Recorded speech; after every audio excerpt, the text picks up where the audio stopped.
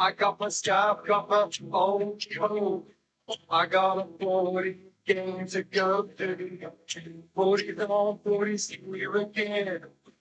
Back to Greeny like an old friend. Yeah.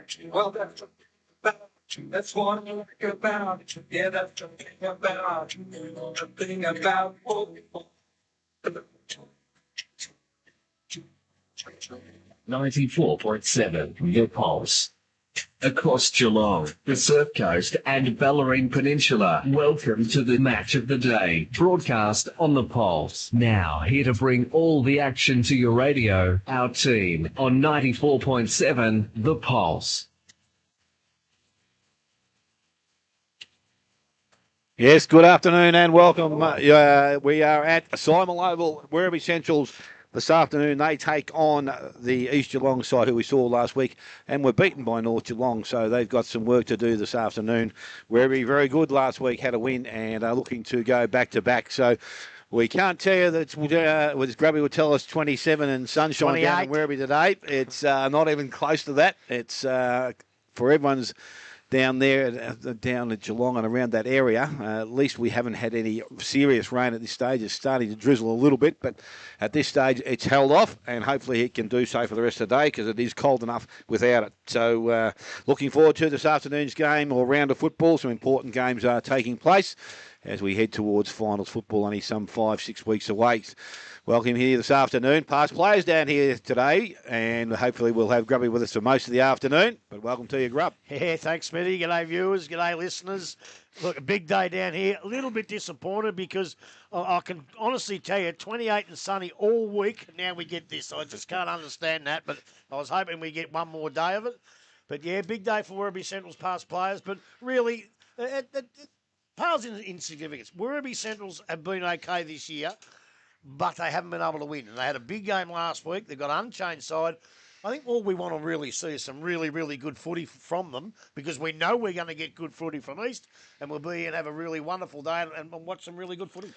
Arch, a long trip up the highway for you this afternoon. Took you a bit longer to get here, maybe. The nav man wasn't working or something? It's nearly an hour from Torquay, so a long way to come. I can understand that.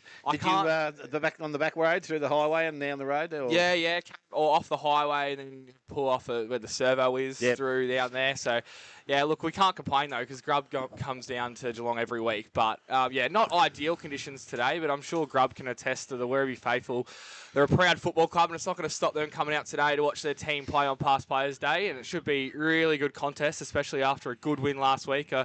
Saw there after the game, the coach, one of the captain, getting up and talking about how they just had fun again. They were just having fun playing football, and when they're having fun, they're playing their best football. So hopefully we see a bit of that today. And East Geelong, they didn't make the most of the conditions, and they had the win last week, so they'll be looking to bounce back and get a win back on the board as we head into the pointy end of the season.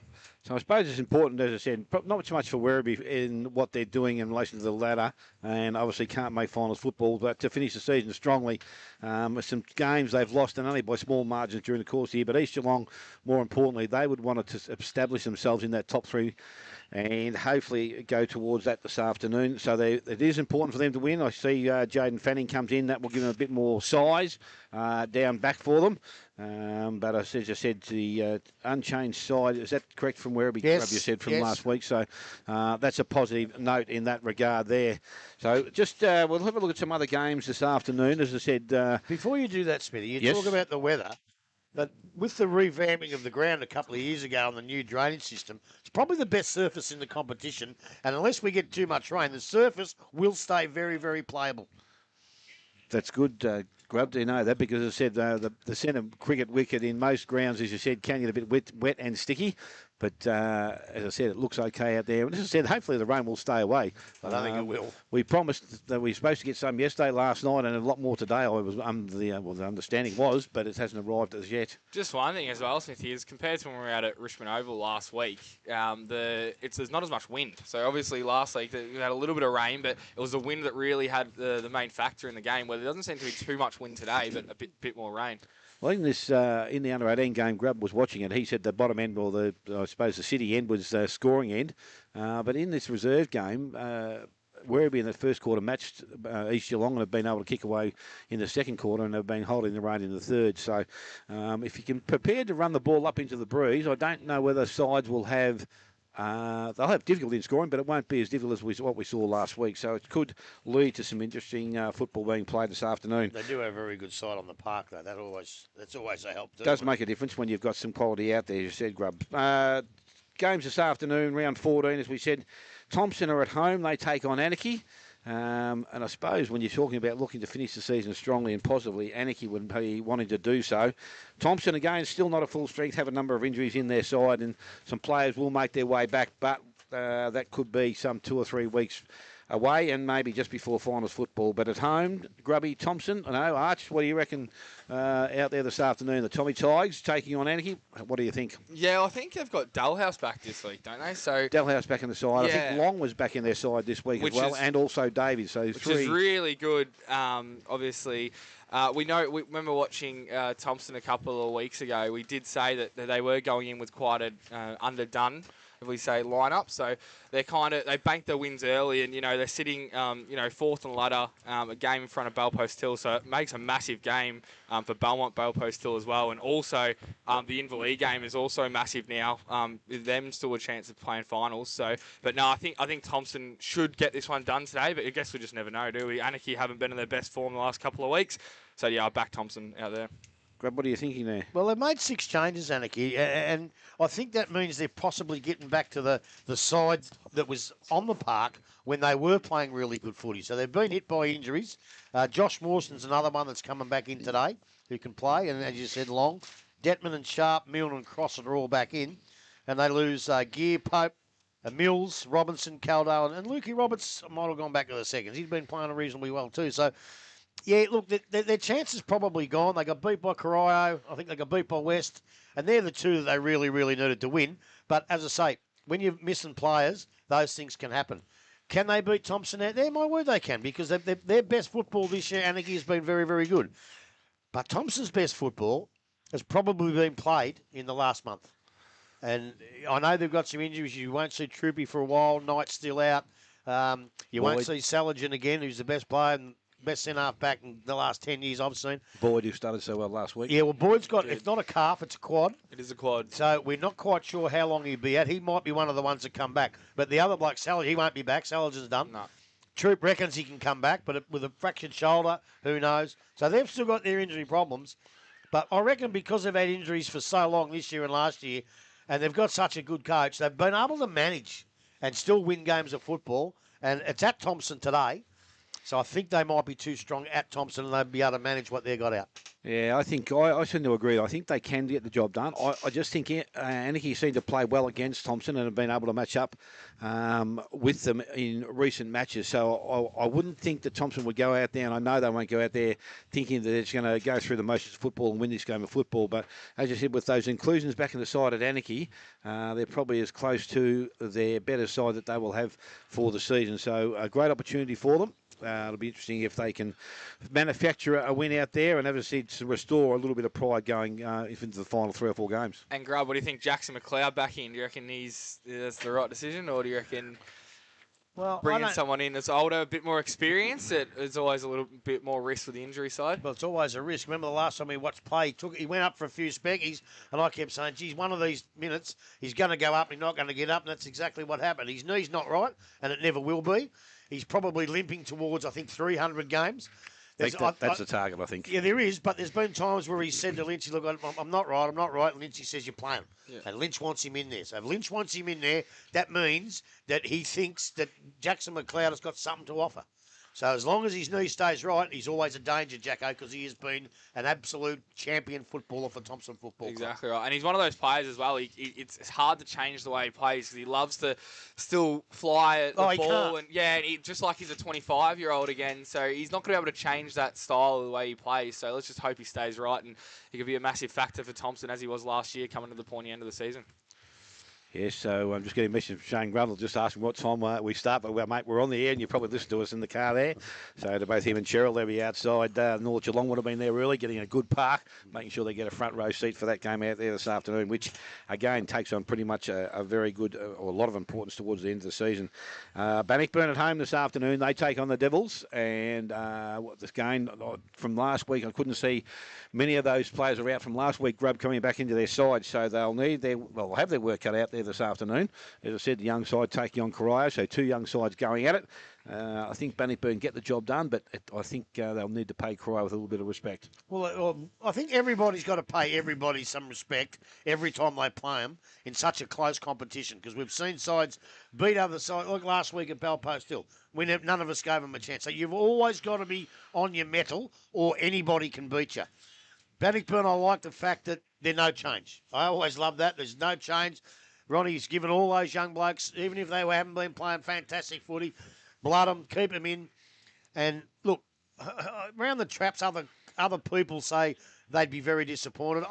They'd be disappointed they're not in the finals, but I'm not sure Ronnie would be that disappointed with the way some of them played, with the players they lost who were guns. And we're all glad they lost them because they're going to play higher. That's our job. But the players coming in behind them, not quite as good yet. I think they may be, and that means next year, look out, they could be a lot better side. So I think, although being disappointed, I just think Ronnie deep down will think they're going okay. They're giving these kids okay. A huge loss at the start of the year with Kieran Fulton. They were never going to cover him, and they didn't. Corio, on the other hand, look, they won a game 1 week and couldn't quite muster up. I think Joel Bennett's playing it. I hope he's not, because I hope he's right for next year. Toby Bennett's been fantastic for him as captain down there. I think today they've got Destin Burns to come back in, who's a good player. I'll see Ricky Bigham's young blokes back in. Isaiah, yeah. Yep. So I'm glad those kids who came over as 4-pointers, they're playing them, they're giving them games, and again, that'll all fare well for Corio in the future. Hume's back in. They've got a couple out for the season now. Jack Green's out for the season with a broken arm. See the ruckman, wasn't he? Yeah, young Clyde, he's out with an ankle injury. That could be the season as well. So they've got a couple of injuries themselves. This will be a pretty close game. I think Corio give them a run for their money for a while. I might just lean to Bannockburn at home. Yeah, I think Bannockburn myself at home, they will be a lot harder to beat out there than they would have been at Corio. So I think they win. What about you, Arch? Yeah, I'm going to go with Bannockburn, but also Corio. Had a great win 2 weeks ago against Anarchy by 2 points, and you've got a lot of rising stars coming through there. You've got a lot of players who have played well as well. I mean, Herschel Carl's kicked 30 goals for the season. I mean, Toby Bennett's been having a really good month, put a really good month together. But yeah, as you said, Grub, it's kind of a catch-22 for Ronnie out there coaching Bannockburn, because you want to see your younger players go out and play a better standard of football, but at the same time then you're losing your best players, so it's going to hurt them. But I'm sure they're more than happy to go see their youth of the club going out and doing bigger and better things. Well, I'll tell you what, Archie, that's why Ronnie Pilgrim's the best man for the job. He took that job when I think it was Riccardi left. Yep. He took that job with his whole thing was to promote young players. So yes, it doesn't reflect on your win-loss, or does reflect on your win-loss record. But I tell you, Ronnie will be really, really proud of the way he's handled his kids, handled those juniors. They've gone up to South Bar on a couple of them, and one of them's at Port Melbourne, I think. And he'll be proud of what they've done. He'll be proud of himself for what he's done with them. So it's not really catch-22. He knows what his job's there, and he does it properly. I think the good thing is, as I said, you let these kids go and play a high brand of football, and obviously if they don't make it, you hope that they then come back, Rob, and that's the aim of it all. And by all reports, speaking to a couple of blokes through work, I know that both boys at South Barwon and also St Joey's have done really well. Elzinger's been out, I think, for the last 2 or 3 weeks with, I think, an injury. He was coming back this week. Just seconds, haven't they? Sorry? They're only playing seconds, aren't they? Who? No, Liam's playing first. Is he? Yeah, he's been playing first. And the young one's been playing, went back to under-18s. He played a couple of senior games, but has gone back and played majority of them in the under-18s. So, they're going pretty well. So it's good to see that they are standing up at that level of footy, because, as I said, at our level, they were extremely good, and those three players with their pace and speed around the ground had definitely made a difference to Bannockburn losing them. But having said that... And they're playing in a side that contested last year's grand final. Both of them, yes. Yeah, so yes. So they are holding themselves pretty well at that level. So that's an interesting game out there. As I said, we'll keep our eyes on the scores there. Geelong at home, the Winchelsea Blues take on Geelong West. Michael Lima, I think, decided to take a week out of the tribunal, which he was offered, which wasn't a bad suggestion, and I'm glad he has done that. He'll get back to finish the season off after this break. Winchelsea haven't been going, I suppose not poorly, but they were definitely good last week, and they need to continue their form at home today, Grub. Well, they do. And look, they were decimated with injuries early on in the piece. And I think I've said it a few times before. When you lose a forward line, out of your forward line, Lee Ellis and Big Gould, who won the goal kick, and it's just a big gap that they just couldn't quite cover. They've got some really good players. They had a few injuries. I know young Parrish was out for a while. But look, in every competition, you've got to have sides that are down at 12th, 11th, 10th, 9th, right? And it's no, you're not having a go at them because they play reasonable footy and they have a go. They always have a crack. And eventually, it'll come. They'll get a year where they get all their injuries right and everything, and you'll see them climb up the ladder. The thing here today is West is in exactly the same spot because they're down there as well, but they go out and have a crack every week, and they've got some really really good kids too. I think with Winch, I think Sampy comes back today, and Henry, who are two good players, and out go Thomas and Foote, and in West in goes Pullen, Sewell, and Farrell. Lima suspended and Saresi Unsworth, I think it was. He's been one of their better players during the course of the season too. So. Yeah, so look, yes, they're down near the bottom of the ladder, these sides, but they play reasonable footy, and as I say, you've got to have the sides lower ranked, and you just have to hope that they come good and they climb the ladder, which both sides haven't been able to do for a while, and that's what you hope. The only thing I'll go for Winch, because it's out at the Gunner Club. If it was at West, I'd go the other way. And I hope it's a cracking game. Two sides having a real hard go. Winch in a thriller at Winch. How do you think it'll go, Arch? Oh, I think Grubby's exactly right. You think summed it up perfectly. Yeah, as he always is. You can't add to that, can you? No, I can't. No, just on Finn Parrish. He hasn't played since round 4, so it'd be interesting to know what he's done, because it seems like a very long-term injury. We had an injury then went overseas. Yeah, gotcha. And he hasn't. Is he come back from overseas? I'm not too sure. I don't think he was going to play for the rest of the year. I don't think. But, Gotcha. I'm not 100% sure. And then Cassidy, I was actually speaking to him last week. He's out again this week, so that's the second week in a row he's missed. So yeah, hopefully they can get him back. But they've got some players that I really like watching this year. And I think Winchelsea's lineup, especially the one they're going with, actually suits the wet weather brand of football. So I don't know how the weather is out in Winch. I'm assuming it's going to be as wet as it is out here. They might cook a bit more than we would. Yeah, I reckon. So for example, like Cursip Cole, Zampi, Prima, Indy Parish, I think that's more of a smaller team, a run and carry kind of team. I think it actually suits the wet weather. So I definitely think that, they should win this one today.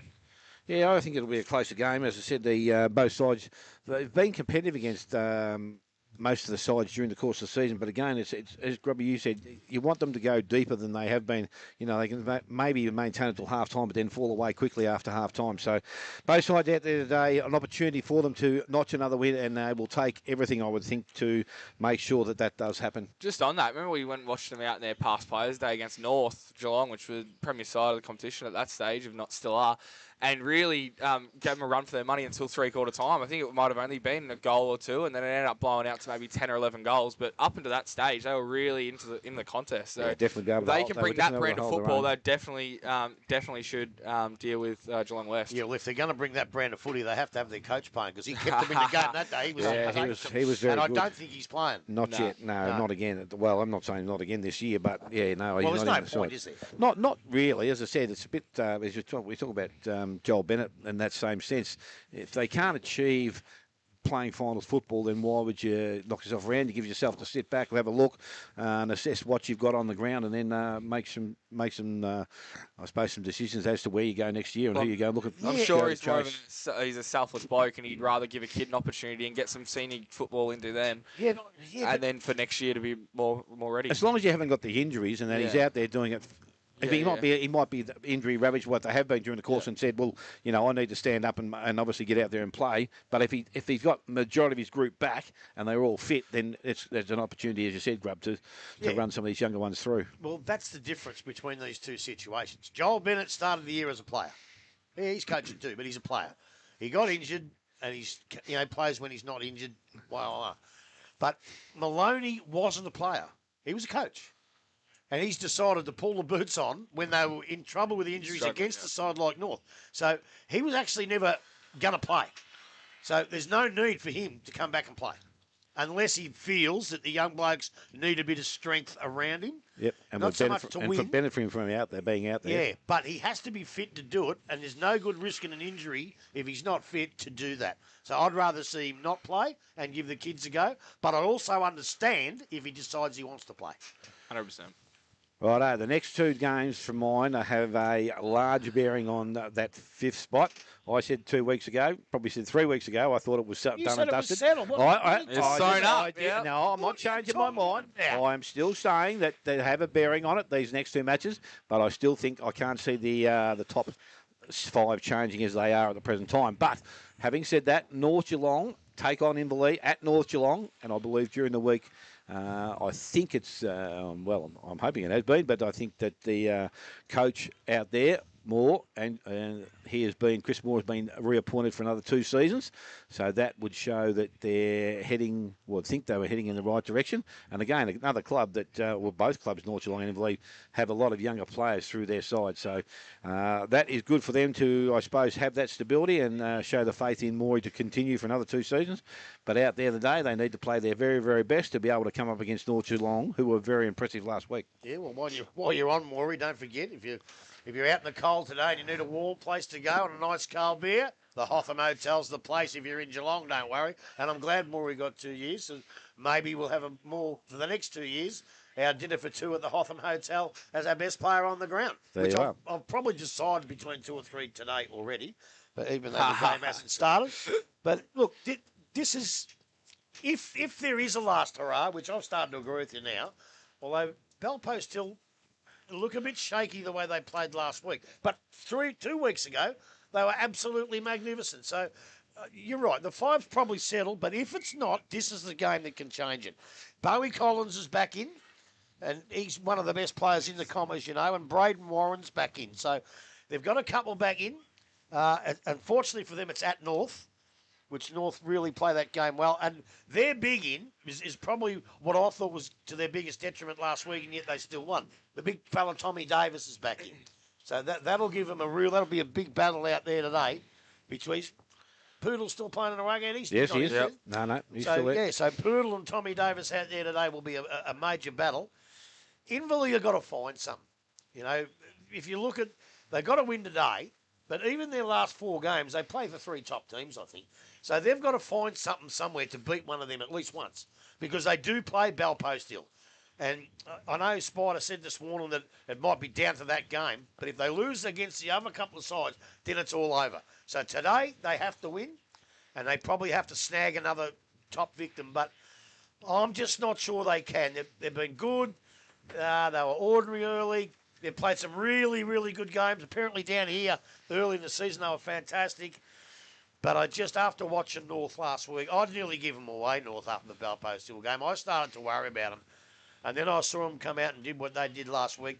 And they almost shot straight back to premiership favouritism for me. They were absolutely fantastic. They pressured. They just did everything that Peter Riccardi asked them.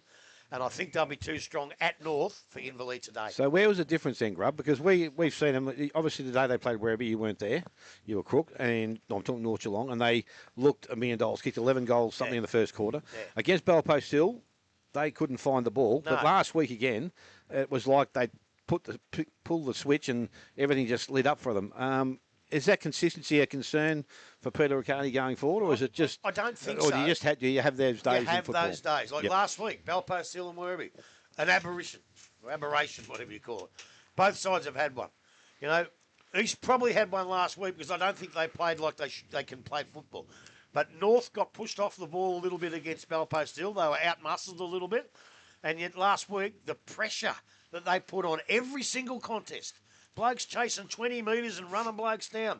You know, young Beardser, when he comes out, they were right on him. They stopped him from playing his natural game. They were magnificent last week. And if they play that type of footy, Inverleigh can't go with that. They really have got no chance of going with that if they play that footy. But if they play like they did against Belpost Hill, then Inverleigh have some sort of a chance. We've seen North Geelong, as I said, a couple of those times. We mentioned the games involved. We haven't seen Inverleigh a lot. No, but not a lot. As I said, when they must have played pretty well last week to beat Bannockburn, as I said, they definitely controlled most of the game. From people I've spoken to, controlled most of it. I know Bannockburn kicked a few late goals to make the scoreboard look a bit more respectable. But again, they'll need to take a step up today if they're giving themselves a chance of winning this game. Inverleigh have won 5 out of the last 6, so they're on a bit of a roll and they've got some momentum going in. So they'll be giving themselves every chance going to this game, even though it is at North Geelong. So, it's up against them. And just on what you were saying, Grub, I think the way that Riccardi coached, especially last week, the full ground press, especially when they were against the wind, just trying to cut East Geelong off and really rolling up. I think you said a couple of times, Beardsall just had to get the ball and run, take 3-4 bounces because there was no other way for them to get out of their back 50. And most of the time, he ended up turning the ball over. And then on the contrary, when they had the wind, they were just peeling off and they were just taking the game on, happy to switch. They were putting the ball to the far side of the ground, and they played really, really well. So I don't really see how Inverleigh can win this one. It'd have to be a bit of a miracle, but with 5 out of the last 6, knowing that if they win this, finals are still in the question. I think anything can happen, but I think the safe bet would be to go with North Geelong. Yeah, they're good. My only problem with that is, it sounds great, 5 out of their last 6. But I know they've still got 3 or 4 top teams to play. So that 5 of their last 6 are probably against sides that they should have beaten. Right? So that the draw favoured them in the middle, but it certainly doesn't favour them from here on in. Yeah, they were good against Anarchy the way we saw them out there. I thought they played pretty. But aren't even in the 5. No, but I'm saying that at that stage they were well in contention and looking to play final football, and that was a game that I suppose you would have looked at and thought, well, Anarchy should win this game of football because they have played well against Inverleigh, but Inverleigh were able to get the job done. Now, as I said, their important players are the ones we talk about. You talk about Luke Wilson, Bowie Collins coming back into the side makes a hell of a difference. Yeah. Dalton Grundle is marking power and strength around the ground. How's he gone this year, Dalton? Has he played all right? He's going all right. He's had a little bit of an injury spot midway through, but I think the last couple of weeks, by reports, he's played some of the better football he's played for all season. Casey Meehan starts. That's my next question. Yeah, he's the next bloke that started to play a little bit more of the way we know Casey Meehan can play football. And you've got blokes like David Peel. You've got the blokes they've recruited from West. I can't think of his name now. Just off the top of my head. But those blokes are now very important cogs. So they're probably getting now to the stage where they are not too far away from being their very best side here at the moment. So that's a good time to have those blokes up and available. As I said, it'd be interesting to watch the results here this afternoon and how it all goes. And let's hope that we can probably see a good contest and see what things how they unfold. But having seen North Geelong and what I've seen of North Geelong, I think they win the game. Well, all right. Let me ask you this then. They've got to probably to get in there. They've probably got to beat Eastern, Belmont, and North. Right? Maybe Thompson. Yep. They have beaten Thompson before. If they do that and get there, they deserve it. Does that mean they can win the flag? If they beat all these sides to get there, can they beat them again? They must be a chance to win the flag if they beat them in these pressure situations. Well, you're talking about beating all 4 sides. You're talking about beating 1 or 2 of them. No, they can beat all of them. If they can beat all of them going in, that means their confidence is up. They're running well. And again, providing injury doesn't hit them, then you'd have to consider that they would be a chance because that's exactly what Thompson did last year. They got themselves into the finals, managed to get themselves in, but then they started to play consistent football, and each game they got better at it. So I don't know whether I think that they can do that, but I think, as I said, once you're there, anyone's a chance. Well, I don't think either, but it was a question. Yep. And round 7, they were really competitive in Inverleigh against East Geelong, only going down by a couple of goals. And then the next week, they knocked off Thompson by nearly 30 points. So they have shown some good form against the ladder leaders. And I think that if they can win this one today, they'll give them all the confidence to go into the pointy end of the season. Well, if you go back through their results, I don't think there's been too many games they've been blown out of the water either through the whole season. No. Pretty much like Werribee. So, and they played good football, but again, it's just that those little, I suppose, little 5-minute patches of football that can cost you, and other sides just being able to get away from it. And they do play. Obviously, it's a different opposition, but when we watched them on Anzac Day way back, and they versus Bannockburn, they played really well in the wet that day. Yes. So that could be something to look into as they're playing the wet today again against North Geelong. So as I said, it'll be interesting to see how those results are going through as we see them during the course of the day.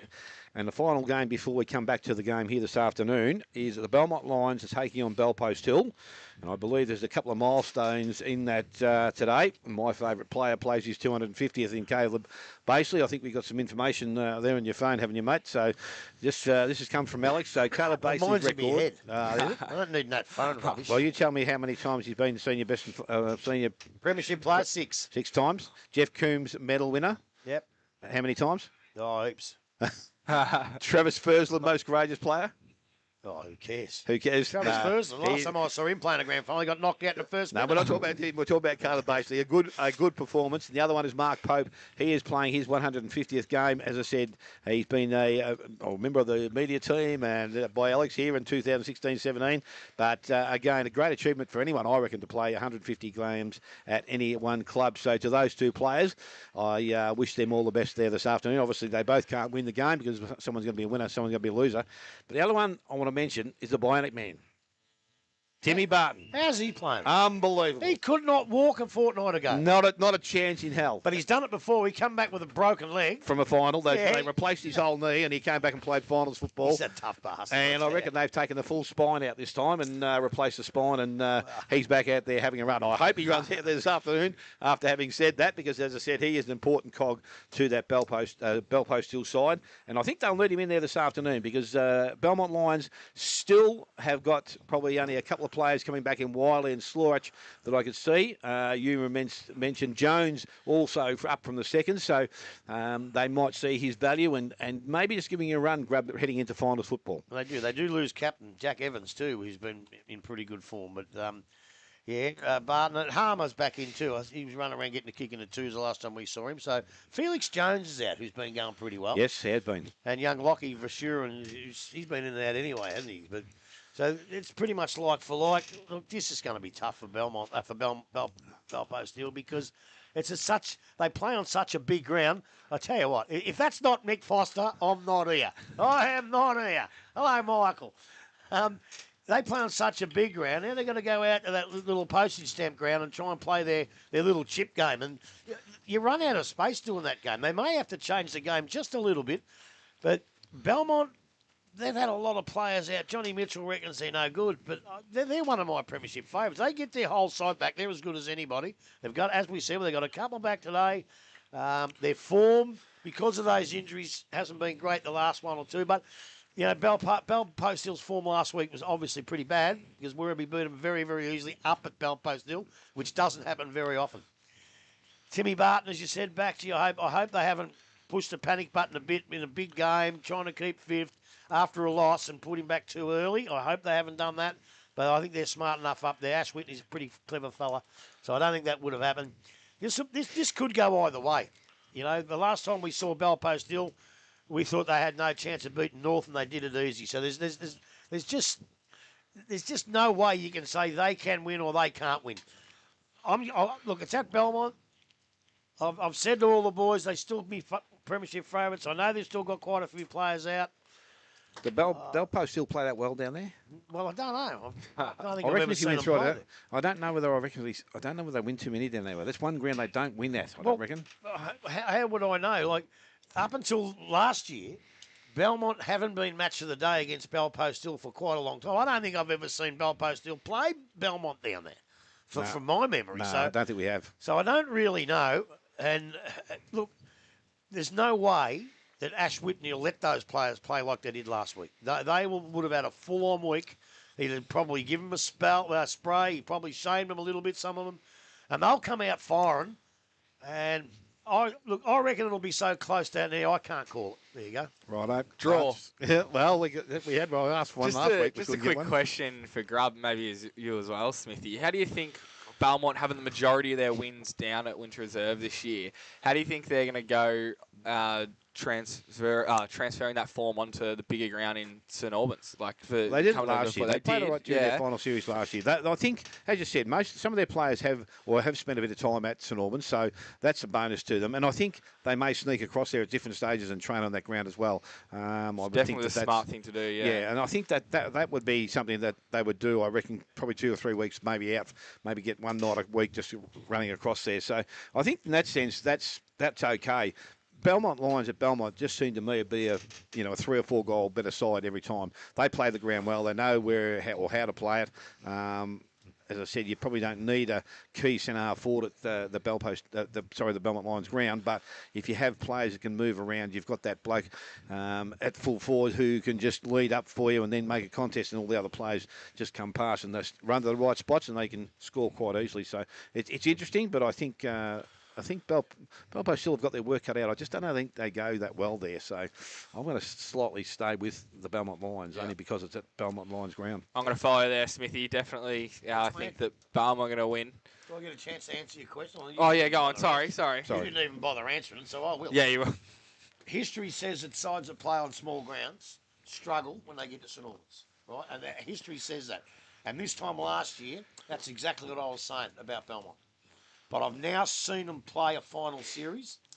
They didn't do much wrong for the whole final series last year on a big ground. So I would say to go to St Albans after Belmont will cause no problems for them whatsoever. Beautiful. Thanks for answering the question, Grub. Definitely answered it perfectly. We've got to get moving here. Quick. Yeah, final game here this afternoon. As I said, the Werribee Central take on East Geelong now. We've, as we do at most grounds, we try and cover off on the past Players' Day a team of the millennium, and Grubby's been able to set one out for us here this afternoon. And as I said, not an easy task to do this, but he's going to run through it. And there'll be obviously some people out there might want to throw a name up, but we reckon this is not too bad. Well, it's not too bad. My problem is getting the list for the last 5 years. I know there's somebody there that we've missed, so I'll cop it for that. But the back line is Blake Quarrier, who was also their captain for quite a number of years, and he's a reasonably recent player that falls in that area. Matty Hallam was one of the toughest, best fullbacks at Werribee. Probably equal or maybe second best fullback they've ever had here at the club. And, of course, everybody knows the great Roland Beck in the back pocket. Roland Beck, wonderful player. Went to Lara, played GFL footy, come back, and a 300 gamer at Werribee Centrals. Halfbacks, Adrian Bernardo. 7 out of 10, 8 out of 10 home and away series, always 10 out of 10 finals. He's the bloke you can rely on in finals. Never saw him play a bad finals game. Centre halfback was really tough, but I went for Mark Yates, who played out here today. Yatesy was terrific at centre half back for us. It probably didn't quite. I wish he had to come 3 or 4 years earlier. He would have been one of the great centre half backs the GDFL scene. And Justin Morley, you blokes wouldn't know Justin Morley. I've got a funny feeling he might be in the past players there today. They might sneak in and see him later. He used to tag Sid Jones. And Jones used to come up and he goes, "Get that mongrel off me, Will. Why would you tag me for?" He used to hate it. Good player, Morley. Centreline, you remember this bloke, Smithy, Brendan Chugg. Yes. Brendan Chugg was a very, very good player. And he might be up there too today. What a wonderful player, Chuggy. Chris Gillam in the middle, one of the best players that we've had down here. He was exceptional, I reckon. Oh yeah, he come from Werribee VFA seniors, good player. He's now coaching Werribee districts. He won't be here today. They're playing a big game against Hoppers today. Great player, and of course Chris Smith. Chris Smith was Nick Smith's brother. 6'5", played on a wing, come from basketball, never played football, and could mark and kick, and ended up getting in the interleague side, and they rucked him against Damien Monkers. The poor bugger. He didn't quite fare so And well that was pretty day. cold day that way, Oh, wasn't it was pouring rain, and Monkers just out of Collingwood that year. Yeah. But great player. But have a look at this line. This is the line of the year, I reckon. Half forwards, Calvert, Howlett, Buck. Do I have to say anything about any of those blokes? I wouldn't think so. Just their names are good enough for me. Forwards, there was a Foley who I thought was umpiring today, but he's not. Anthony Kitchen at full forward. I think that's 2 sides he's got in now. Yep. Pretty sure he got in the Winch side. And probably the most talented player I've ever seen play, Luke Luddick.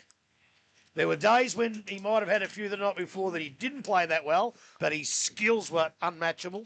The rucks are Sean Stewart. What a magnificent... I wanted Paddy Daly in, right? But he's got to beat Sean Stewart and Nathan Lovell. He's not going to do that yet. What about Hardingham? He came here, was finished, really. But he was all right. Yeah. But not at them two. Nick Smith of Ruck Rover. Obviously, Nick Smith coached for a while. Great player. And I don't need to say anything about the other bloke either. 3 Whitley medals. Jason Festuca, one of the true greats of the club. On the bench, we had Nathan Lovell. I've thrown in Tyler Crennan because I think he's finished second in the Whitley medal twice. He's just been a fantastic player. Dave Kennedy, you wouldn't know. He was tough, hard, uncompromising. And we couldn't get one more. So we put 2 in. I'm going for Kutsamana, who I thought was fantastic. And Brad Carlton, who would have been in the 18 if not for a couple of knee injuries, but he's back playing now, so Brad Carlton will take me last bench spot up. A really, really good side. Righto, mate. We'll give you a bit of a breath now, and we'll get Arch to have a look at the game. Arch, who wins it and why? Oh, I think that not seeing a heap of Werribee this year, Smithy, I'm going to have to go with what I've seen off East Geelong, which is obviously last week, Riccardi, North Geelong, took their ball movement away from them. But I think when they're playing at their best, their setup around the ground and the way they transition the ball from half back to half forward is one of the best in the competition. I think on a pretty big ground like this in Werribee, I think that they should have no worries doing it. And I think even though, Werribee past Players Day, they're gonna come out, they're gonna give it their all, of course, with all their supporters here and everything. Very proud club, Werribee. But I think that East Geelong is starting to get some troops back as well. I think Zach Smith, he's due back next week as well. So that's another one that watch out for because he's got the second most goals in the competition. But no, I think that he's not even playing, you idiot. I think that East Geelong should get the job done today. Just with their transition work, I think they'll be too fast for Werribee today, Smithy. It's interesting because when you speak to different people from different clubs around the league, they all say that East Geelong have been the best side they've played against for most of the year. As I said, we've seen probably the good, and we saw some stuff last week, which probably wasn't their best. And again, we understand what you have these days, but they would need to make sure they play it somewhere near their best grab because they're not playing at home. And I don't think they'll be taking Werribee too lightly because, as I said, their games that they have lost have only been by small margins. So they're up and about and can play the game if they can play it for long enough. Yeah, look, you're right. And I just think sides can't go for 18 rounds playing their best footy, right? And East Geelong have been up for so long from the start of the season. And I think the last week was maybe just the start of a bit of staleness. The pressure that was put on, they fumbled a little bit. Yes, they were missing Zach Smith, but they still are today. Jaden Fanning comes back in. They lost Caleb Lowndes, who I thought played a reasonable game last week. But as you said, Werribee can play football. They just don't play their best football for long enough. But I will tell you something. They might be better, East Geelong, than Werribee, but they won't be too fast for them. I can promise you that because Werribee move the ball. When they move it well, they move it quick. And that's what they do. But as I've said in a lot of times, they just can't move it for the whole quarter and for 4 quarters. And if they did, they'd be playing finals because their footy's good enough. It's just their consistency or lack of it per week, per quarter, that keeps them probably where they are now.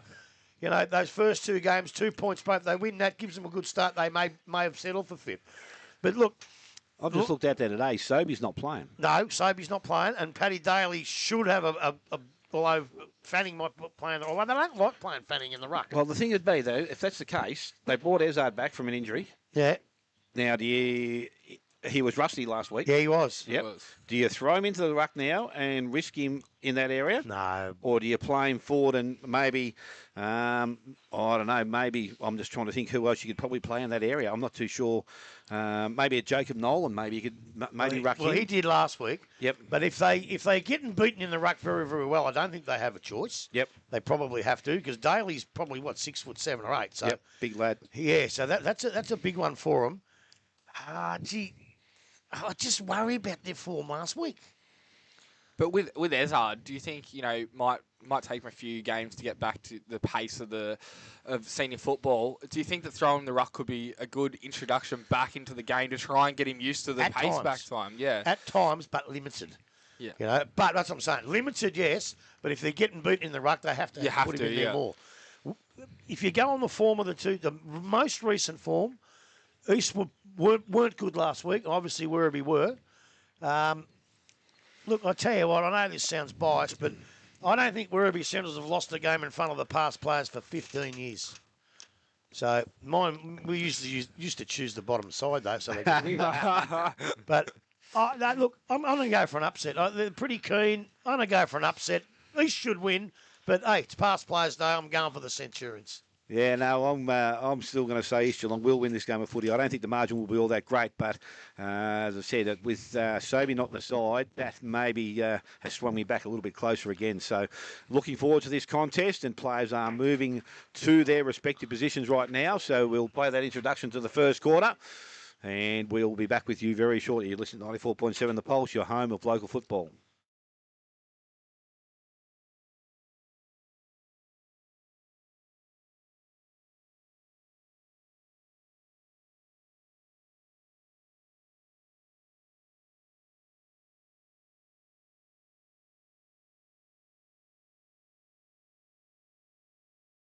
There's first quarter action from Symal Oval here this afternoon. Werribee Essentials are taking on East Geelong, and we are really looking forward to this game of football and also the round as a whole to see where sides will sit after today's round. There's some very, very important games, and probably every game is important for those in the top 5 or 6.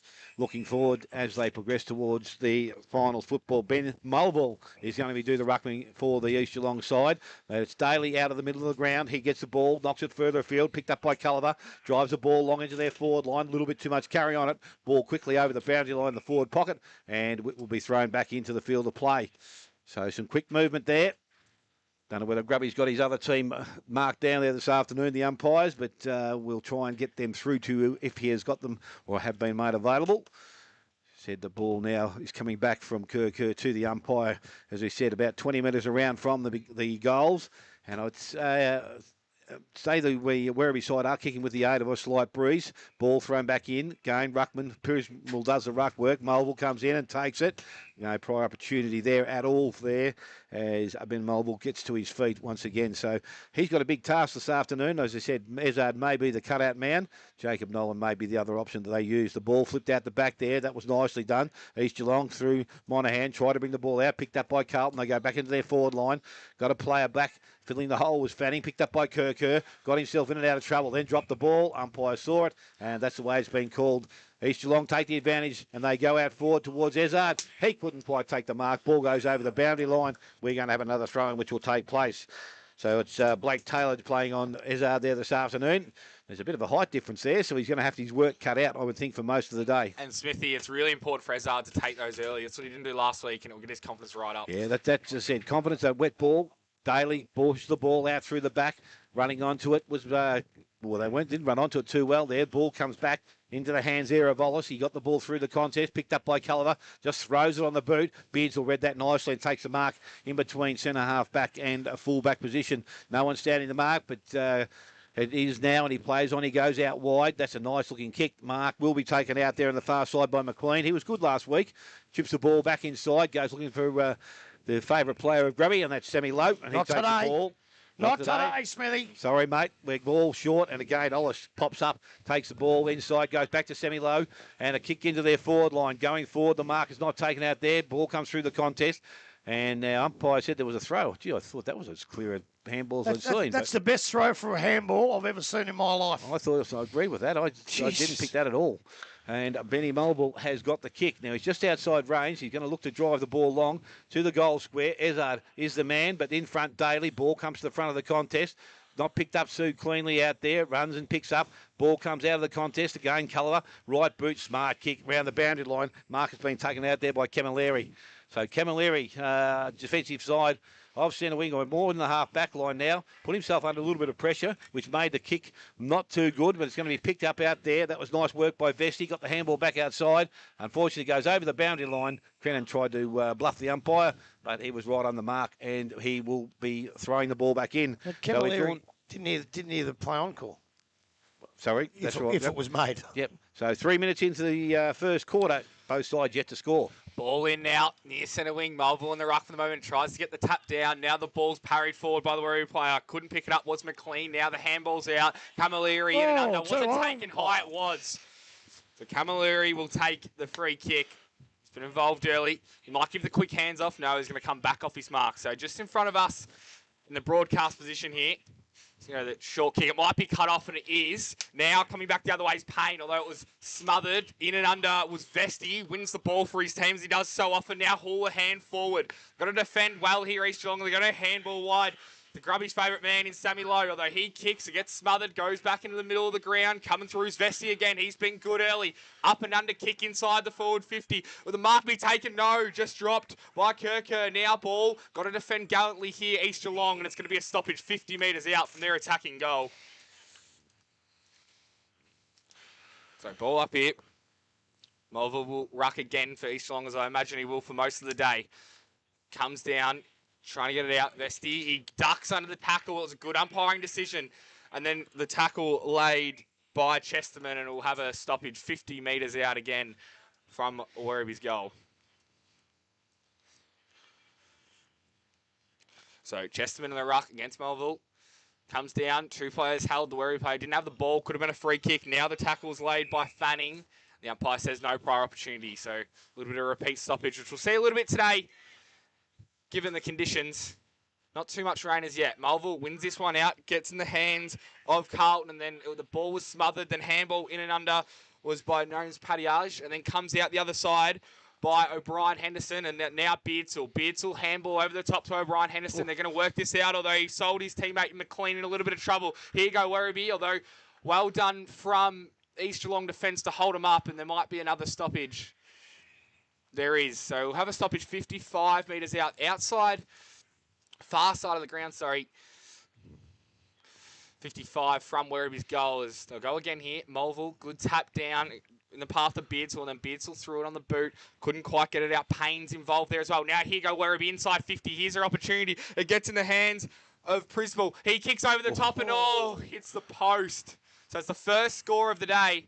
The GDFL match of the round. One behind Werribee Centrals to no score East Geelong. 5 minutes 40 gone to the Bucklers Entertainment first quarter scoreboard. Ball in quickly into the back pocket now. Monaghan has the ball, so they settle things down again. It's going to go back, and the mark will be taken by Mulville. Called to play on by the umpire. Didn't travel the required distance. In the hands of Lowe. Needs to get the ball back towards Mulville, but unfortunately the tackle was good and strong there. And umpire said, well, it wasn't an incorrect disposal, but it must have been a deliberate. Did he call it insufficient no? attempt? I'll tell you what, you know what that was? That was a throw-in every day of the week, You got it wrong, son. So the ball quickly into the goal square. Spoil is laid, and Fanning pushes the ball through for a minor score. So Werribee move to 2 solitary behinds. East Geelong, as we said, are yet to score. And 6 minutes 20 gone, first quarter. Buckley's Entertainment Centre scoreboard with Beardsall going back to do the kicking in duty. He's going to come club room side, out towards Steele. Again, mark not taken out there. The spoil was made. Was that Robertson that got his hand in there? Yep. So I'm looking forward to that contest today. On Steele, it'll be a big contest, that. Very vital. So ball again thrown back in by the umpire. Taken out of the air by Mulville. Nice work into the hands of McIntyre. Round the boundary line he goes, a little bit too wide. And Steele couldn't keep it in the field of play. Free kick will go to Liam Robertson. So just in front of our broadcast box here, just forward of centre wing. So Robinson now just looking for some options, plays on. Left foot, wasn't a great kick. Went through the hands of Dixon over the boundary line and will be thrown back into the field of play. Did you get the umpires at all today, No, Grub? I didn't. I didn't. I had so much to... I was here at 7:30, So the ball with the umpire, or boundary umpire, I should say, thrown back in. Again, ruck work. Daly flips it out the back, which he'll do most of the day. Running onto the ball. It's going to be picked up out there by Murdoch. He left it behind the first time and the second time. Got it the third time. Got the handball out. Not too sure it was too effective. Daly had it. He was tackled. Ball comes out. High tackle there. Should have been a free kick. Yeah, and the umpire has seen it. Free kick is going to go to Simons of East Geelong. And he is again in between their centre wing and half back line. So he's got. It was okay last week. Yeah, Simons. it was good. He looks into the middle. Little chip kick was good. Beardsall in some space by himself. No player out on the far side to use at this stage. So he's looking back club room side. He will come out, go towards semi-low in front. Mulville, good spoil from behind there. And the ball comes down to ground. Taylor was the spoiler. You should listen to me, Smith. I told Prismal on Thursday night, don't leave Beardsall on his own. North Geelong didn't and won. He's been on his own 6 times for 5 possessions. Why wouldn't they listen to me? So the ball's thrown back in. And the ball is now heading back towards centre wing. Picked up out there. Coming through the contest was Lemper. Got the handball out to McIntyre. Back to Beardsall. Oh, never heard the player coming from behind. Good tackle, Kerr. And he will be rewarded with a free kick. So he's right on, say, just beside the centre circle. So Kerr with the ball. kid, this kid. Yeah, no, he does some unbelievable things with the footy. That's a nice long kick going into their forward line. Big mark required out the back. Not Chesterman. Probably a little bit of push in the back there. They were Big lucky to push get in the away back. from it. Out to O'Brien. Henderson in the back pocket. Kicks around the body. Goes out towards the centre wing far side of the ground. Mark has been taken out there by Payne. So he is a defensive side of his centre wing. And he's got some options this side, but he hasn't even looked this side. He goes short. Kick had to be good. Mulville didn't take the mark. McDonald, good tackle. Ball comes out, and he kicks the ball back into the middle. Kerr tried to trap it at the ground level. Picked up by Vesti. Handballs over the top. Went to Taylor, but he couldn't take clean possession. Trying to win it back again, but East Geelong putting plenty of pressure on through the middle of the ground. Again, no one is prepared to put their hands down and pick it up cleanly. There it is, but the handball over the back put his teammate under pressure. Mulville out the back towards O'Brien. Henderson goes back out wide. Ball gone over the boundary line. A throw-in again will take place on the far side of the ground. And almost 10 minutes gone in this first quarter.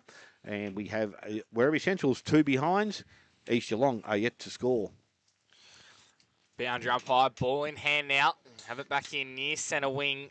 More attacking side of Werribee's goal here. They're going to handball over the top. Here's their opportunity coming back the other way for East Geelong. It was very well laid tackle coming back now. Vesti through the middle of the ground. They might be able to work something out here, Werribee. They go wide. Here goes Kamalo. Can he find someone inside forward 50? Lowers his eyes. The kick just over the head of Saliba. It runs out of bounds, so we'll have a ball in 25 metres out from Werribee's goal.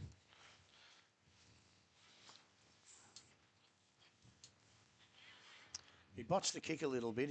A beautiful lead there by Kamalo Saliba, but he just went wide of him.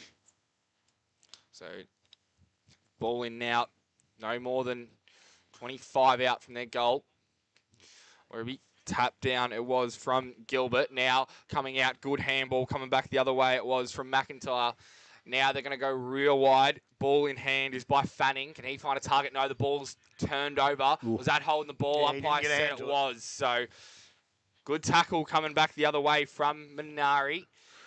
Now, on the wing, coming across. Beautifully done from the Werribee defender. I think it was Brodie Taylor. Punches the ball over the boundary line. So we'll have a ball in far side of the ground, centre wing. About 11 minutes gone in this contest so far. No goals. It's expected to be a pretty low scoring game given the conditions. Back in now. In the ruck for the time being. Might be Donnan.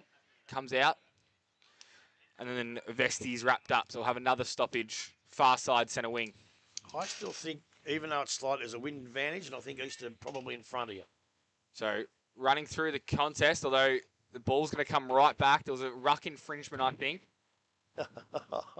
Otherwise, Culliver was going to send that ball long inside Werribee's forward 50. So, Did you see what the ruck infringement was? No. Did you, Smithy? No. Find it hard when a bloke at 6'2" against a bloke 6'7", they run straight at each other. I can't see where the free kick come from, but So Marvel has the saw it. ball. Near the centre of the ground now. Far side, he's got Beardsall running past. He's not going to choose him. He's going to go long down the line here. Here's an opportunity up and under. Nearly uncontested went up was Nolan, although he couldn't bring the ball down. Now involved there was Stevenson for Werribee, and then the ball comes back down. Even contest. Ball in the middle of the ground, trying to tap the ball forward was Prismal. Can they pick the ball up? In and under hard. Might have been Chesterman. Now the ball's still in contest. Still in congestion. Comes out now. Here's an opportunity for East Geelong. They somehow got that out. Ollis had the ball, and then they're going to go inside 50 here. Ezard's got a chance. He used his body well. He's going to get the free kick. He is. I thought that was just a bit of body on body, but he's going to have the shot if he's got the legs in him from... He's got the free kick 50 metres out. He'd have to kick it all at 55. To put the first goal on the board for today. Thoughts, Grub? I couldn't see what happened, but the umpire's right on it. Caleb Ezard now. Have to kick this ball 55 metres. Not too much angle about it. For their first score of the day, East Geelong. He's kicked it straight into the man on the mark. Got way too close now. Coming back the other way. Chesterman goes out wide in the path of Saliba. Great mark taken. They got numbers pushing back inside forward 50. He's going to go. He sells the candy beautifully. Saliba now runs to 55 and then goes in the path of Chesterman. Coming back the other way. A great interceptive mark taken by the East Geelong defender. He's a bad kick. And then a short kick it goes to Simons, then another butch kick, although... It's got to be a free. Yeah, it will. So Mulville will get the free kick and he's going to move the ball quickly. Goes the handball over the top to Ollis, and then Ollis moves the ball to Zimmer. Zimmer into the path of Nolan. Nolan, no, it's a good interceptive mark taken down the line by Donnan. So they're well set here, both teams defensively.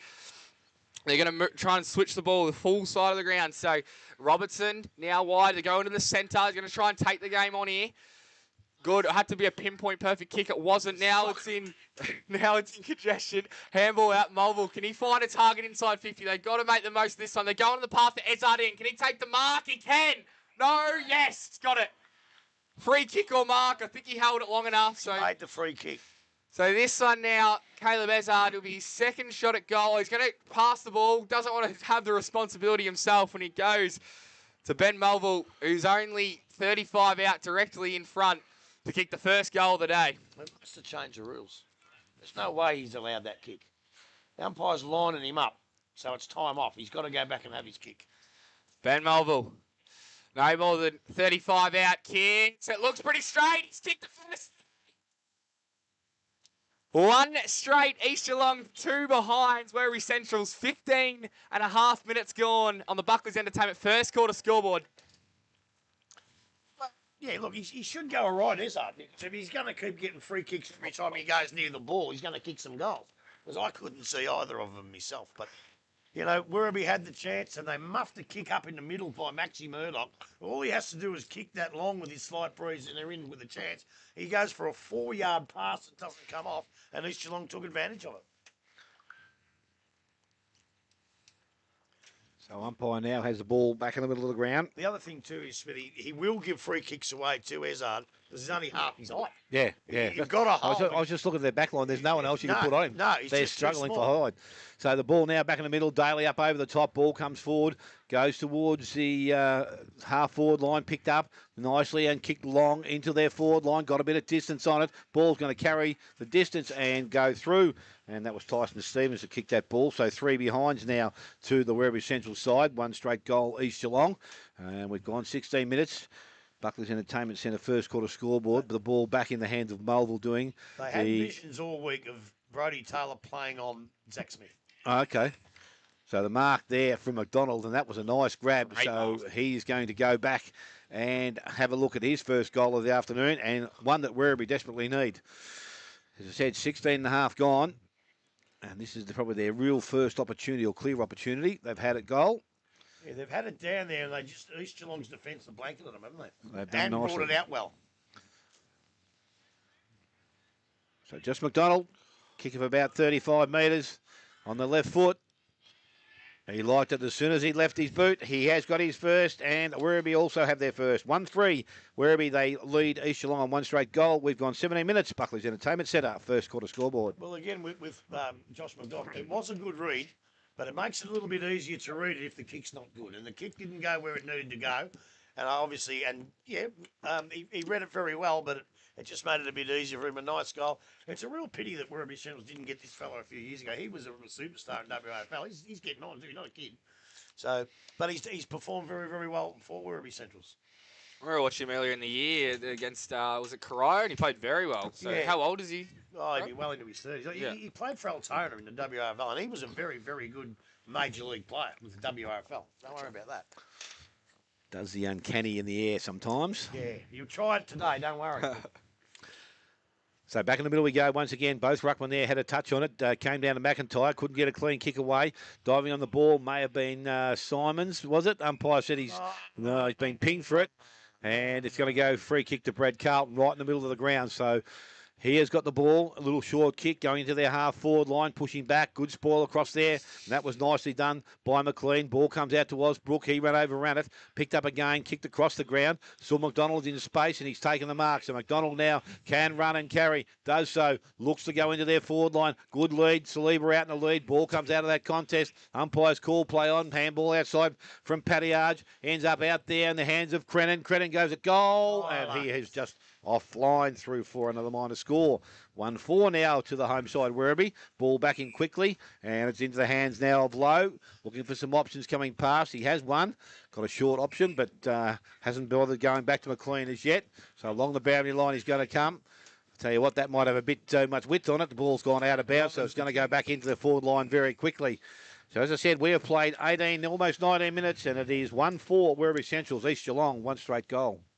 It's going to be Stevenson to bring the ball inside forward 50 for Werribee. Last 5 minutes really dominated around the ground here. Werribee and goes. This one might be out of bounds to the full as well. It is, so we get some advice from Mulville as well. You'll be getting some advice from me in a minute. McLean goes wide, dangerous kick into the middle. It was pinpoint perfect to Austin Mulville now. Now they're going to handball around, muck around a little bit. It was McIntyre ended up with the ball coming at it. It's Nolan over the head. It got of Olsbrook, and now inside 50. It's going. They've gone back to go forward here. Dangerous football from East Geelong. Handball over the top, and Sammy Lowe had the ball, and then McIntyre was involved as well. And then they're going to wrap them up. So it'll be a stoppage 55 out from Werribee's goal. I'm probably overusing the ball a little bit too much there, Grub. Oh, was it East Geelong bloke and handballed it back? I think it was a Central's bloke. East Geelong handballed it back, Smithy. Yeah, I think so. Colourblind. Ball back up now. No one in the ruck for the time being. All the way back now to the inside, and it wasn't a well-directed kick. So McLean. He's on his left foot. He couldn't kick it anywhere else. So McLean gathers the ball and goes wide out to Steele. Can he take this mark? He can. Good body work there. He's going to go short inside. This is the kick that has to be perfect. It's not. It's going to be cut off. It might be Stevenson goes inside 50 for Werribee. They're going to make the most of this one. They've dominated the last 5.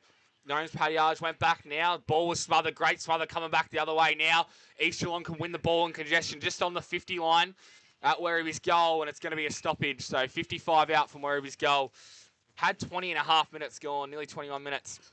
1-4-10 to 1 goal straight East Geelong in the first quarter. Buckers Entertainment scoreboard.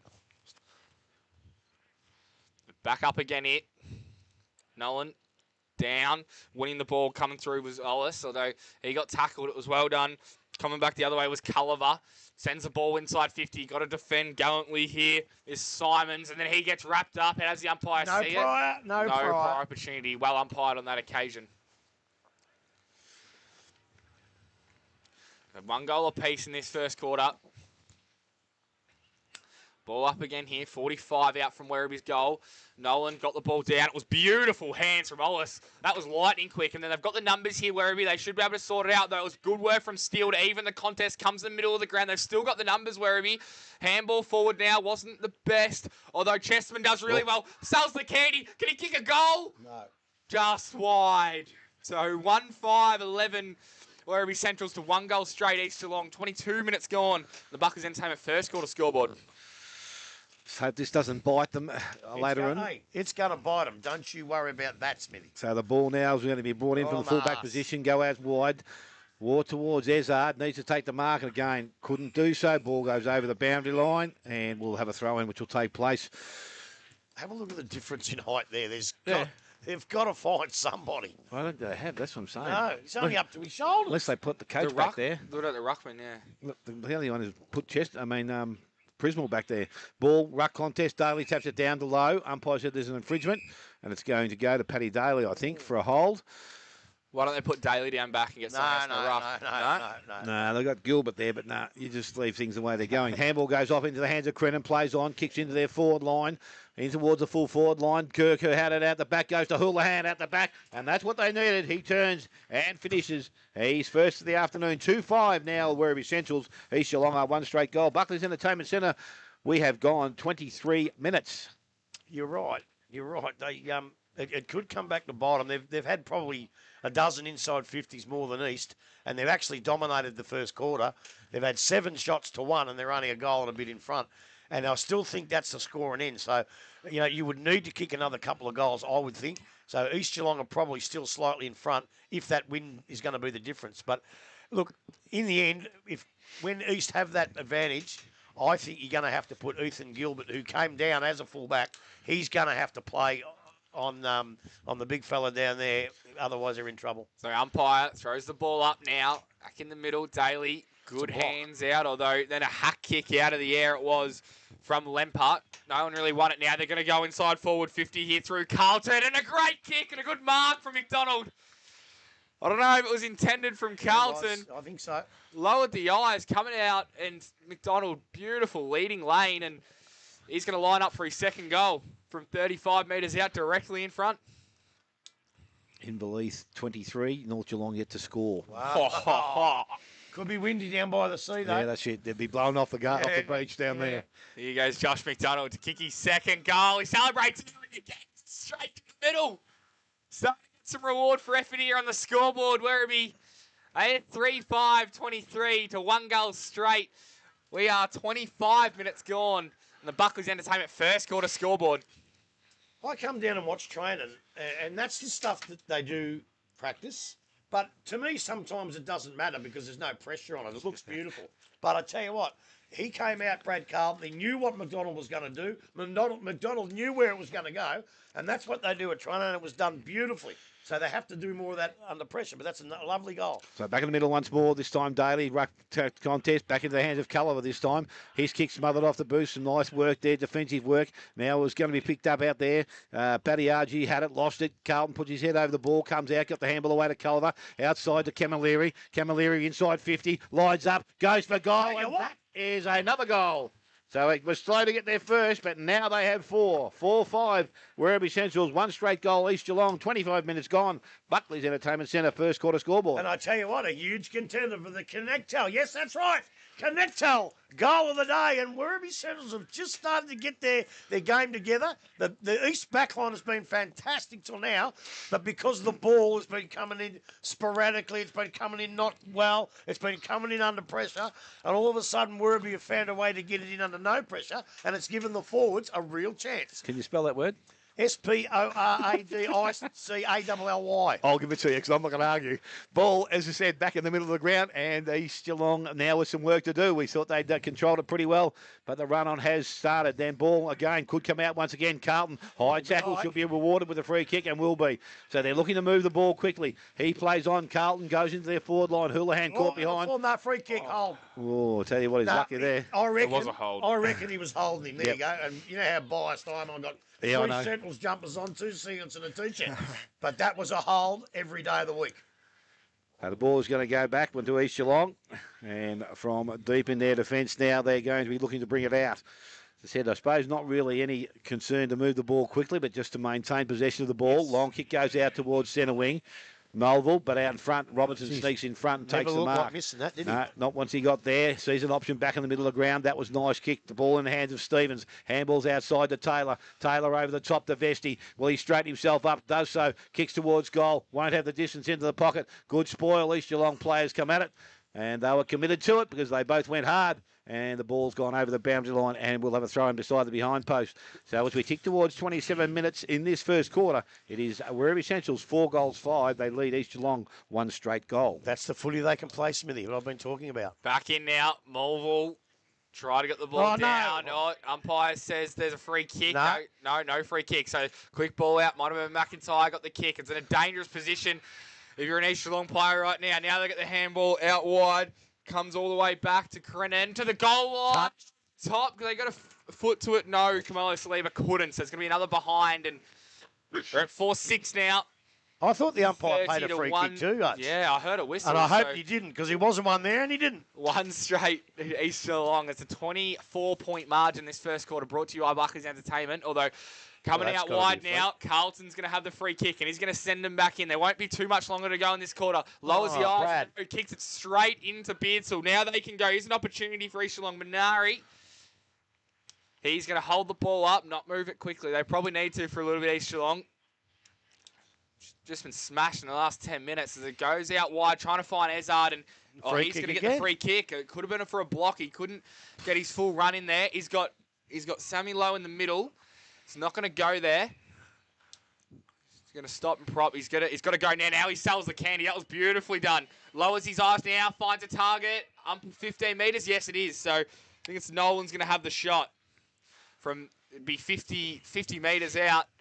Need to be good from there. Against the breeze as well. How strong do you reckon this breeze is? It's hard to tell. The trees are not what they like earlier. Once a little bit of rain come, but So Nolan to kick a much-needed goal for East Geelong. He gives it a ride. It's not going to get there. Can they take a mark? It bounces over the top, and it's going to be a boundary throw-in from 15 metres out from the East Geelong goal. So 29 minutes gone. There won't be much longer to go in this quarter. 24 points is the margin. Going back in now. East Geelong. Melville grabs the ball, gets taken off it now. Nolan trying to get in and under. Werribee defending well, and they'll probably be happy to see this over. They are. had a lot of the play and dominated Werribee in the last 10 minutes. Here's where they really struggle. A lot of sides kick a goal out of the pack, and they've got to make sure they hold on to this.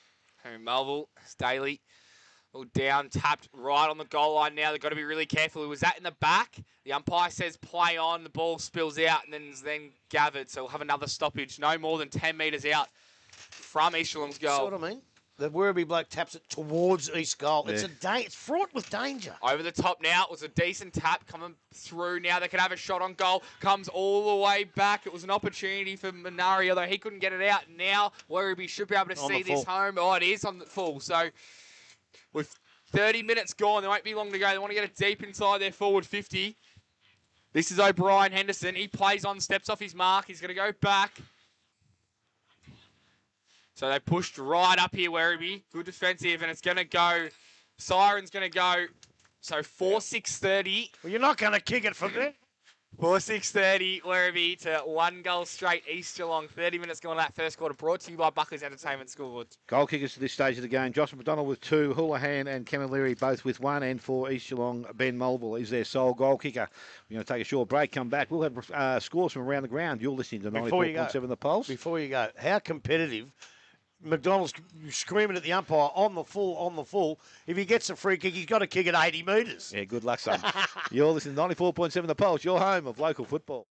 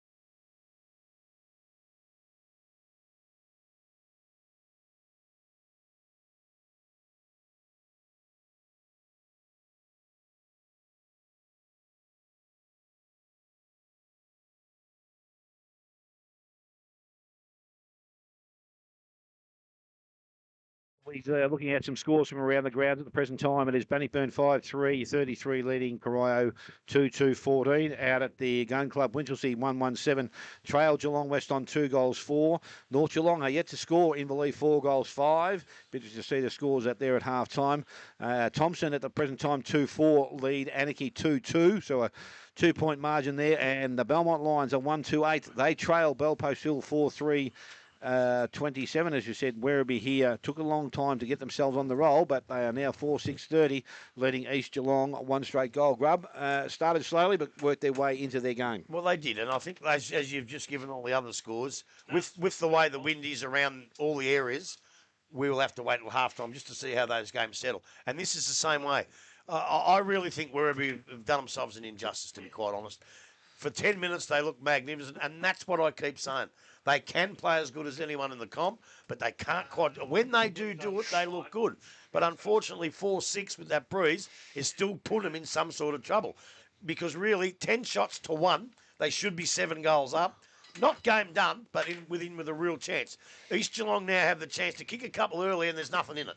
But going by the actual quarter, East Geelong's backline were fantastic. But as I said, the ball, the pressure that the forwards, the on balls were putting on them, the ball wasn't coming in that well. And there was a few errant kicks coming in too. But when they hit their straps, you know, Brad Carlton, a couple of beautiful passes to good leads, a lovely goal by Camilleri, and they really look good. Looking at the trees, it doesn't seem to be a huge advantage. But for so many inside 50s for Werribee to very little against East in that quarter, you would say that's still a scoring in. And somehow or other, Werribee now, they'll have to defend, but you've still got to kick goals against it. East Geelong got one early. I think Werribee, to win this game, have to kick 2 or 3 against it. But East Geelong, after last week's performance, they'll be coming out in this quarter, and they'll give it everything they've got. The first 10 minutes will tell you a huge story, Smith. Yes, I agree, Grubb. As I said, if they can curtail them for a period of time in this quarter, they'll have done well. But again, we keep hearing that East Geelong are the best side in it, and they'll need to show that because, as I said, I know they trail and I know they're kicking with a breeze, but they haven't really looked like carrying the ball into their forward line with the same ease that Werribee did in that later part of that quarter. So, interesting quarter coming up. I'll tell you nothing. You said, a lot of people think East Geelong are the best side in it. That's the beauty of our competition. 4 or 5 weeks ago, Belmont are the best side. 6 weeks ago, North Geelong are the best side. East Geelong are the best side. Some people reckon Thompson's last month the best side of it. That's why it's such a magnificent competition, because anybody can win. On their day, that's exactly what it's popped up to be in the last couple of weeks. So if you're not playing at your best, you'll get beaten. So as I said, just waiting now for a couple of young kids on the far side to got their footy. That's Nug Hart and the bloke that came in here, Rolsey Wilson. They're having a kick out there, trying to relive their glory days.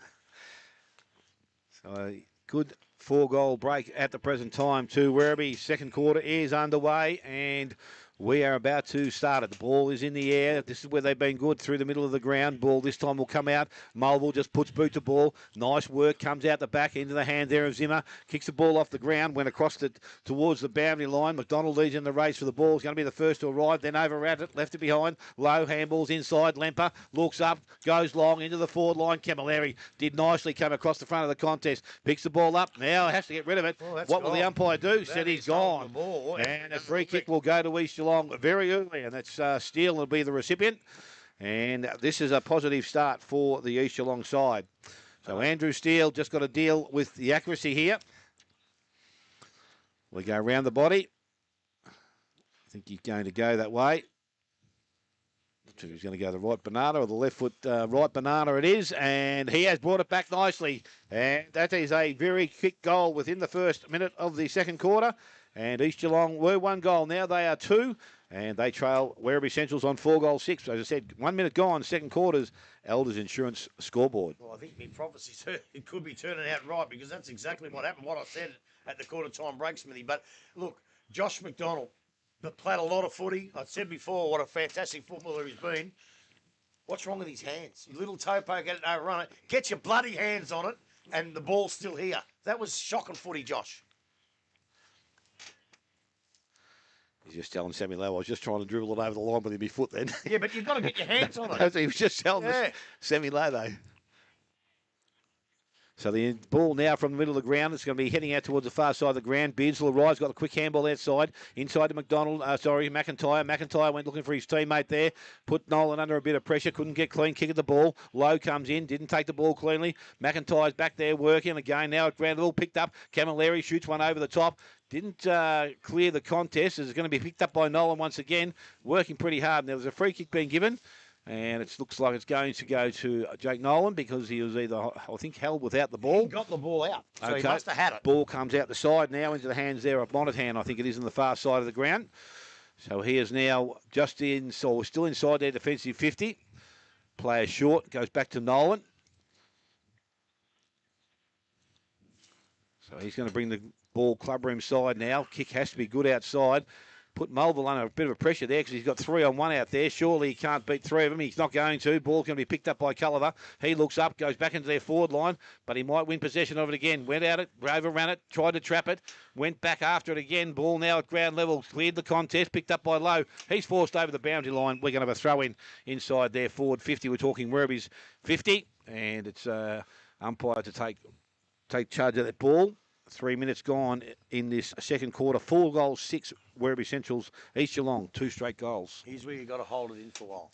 Good throw in now. Contest over the top. It was from Daly, and then there's been another free kick picked out here. Man. So it's going to go to McLean. Had a very good game last week as well. So The only thing I think of was before the ball actually got to him. That's the only thing, maybe.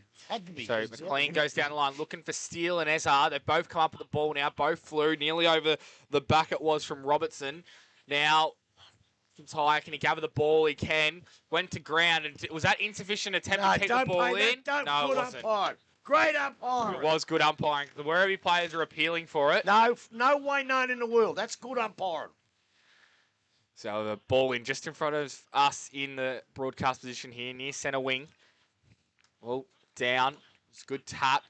Wanting the ball out now. Was that holding the ball from Carlton? No, it wasn't. Now McDonald. Great handball. Great vision in the middle of the ground. Lower the eyes now from Stevenson. And great mark coming back the other way from Monahan. He's going to go quickly now. The game's starting to open up towards the centre of the game to Dixon. Dixon just fumbled the mark. Now coming back the other way was Taylor. Taylor, a quick 1-2 with Camilleri. And then they're going to go forward looking for Kerr. Kerr, can he get rid of his player? He can't. It was a good tackle. The umpire said holding the ball. So he tried to drop the ball saying he didn't have possession of it. Yeah.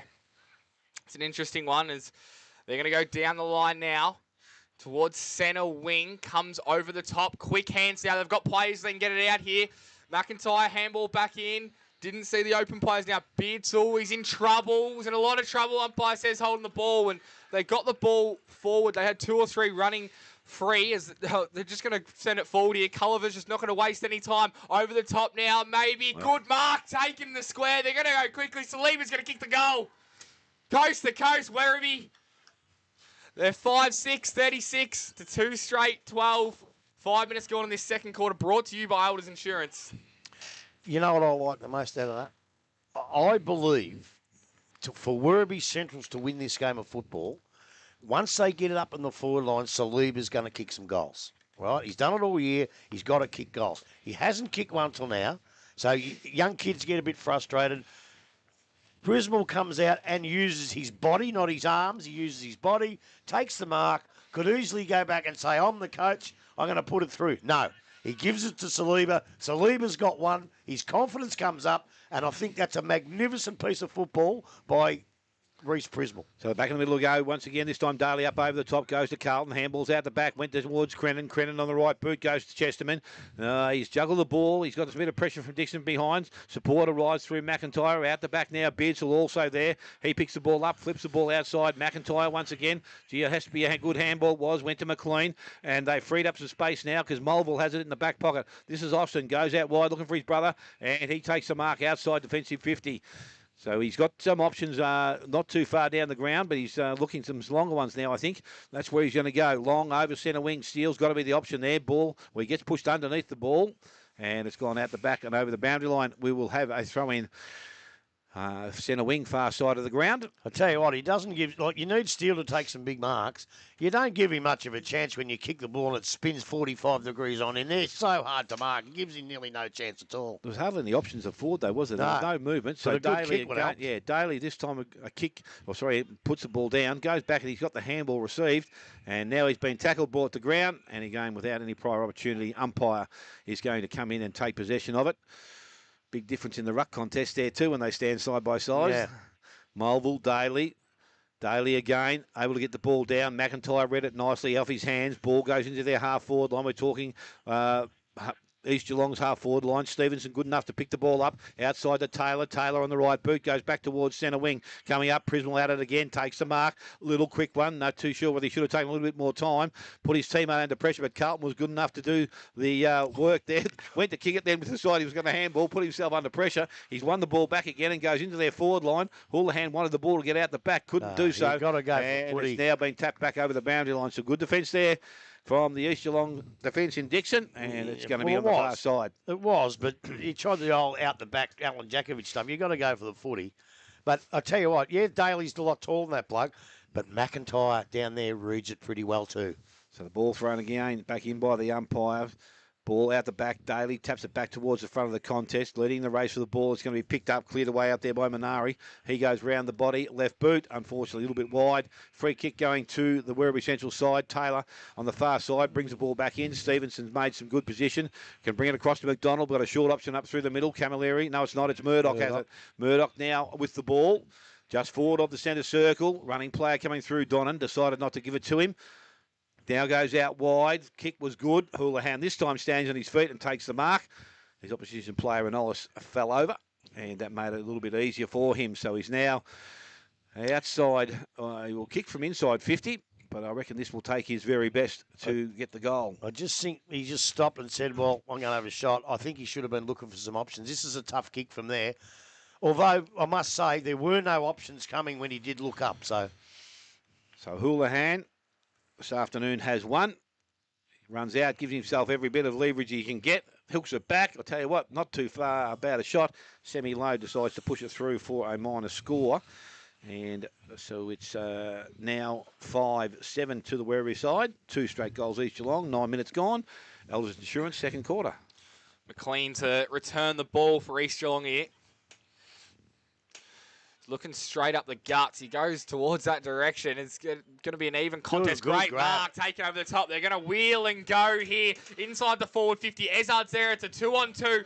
The other player there is Doyle. Can he go the ball? No, but the Werribee player did really well, although he scrubbed up the kick. I think it was Taylor. They're going to go wide now and they need some composure, and it's a good mark taken by Stevens. So Stevens, short kick now. Oh, he got pushed as he kicked it. So it's going to go out of bounds. The kick couldn't quite find Kilby. And we'll have a ball in, 55 metres out from East Geelong's goal. But good defence from Werribee on that occasion. Well, it was good defence to get it, but I reckon he'd want that kick back again. So, ball back in. Melville in the ruck. Taps it towards the boundary line. Might be Taylor. He gets tackled. The umpire says no prior opportunity. Good tackle from Jack Doyle. Has he played much senior footy, Jack Doyle? I don't think so. No? Not that I've seen. I haven't seen him much this year, but I don't think a lot. Ball up again here. Melville down, trying to feed his rows very close to the boundary line here. Kicking the ball, and a good smother coming back from the other way was Gilbert. So, ball in now.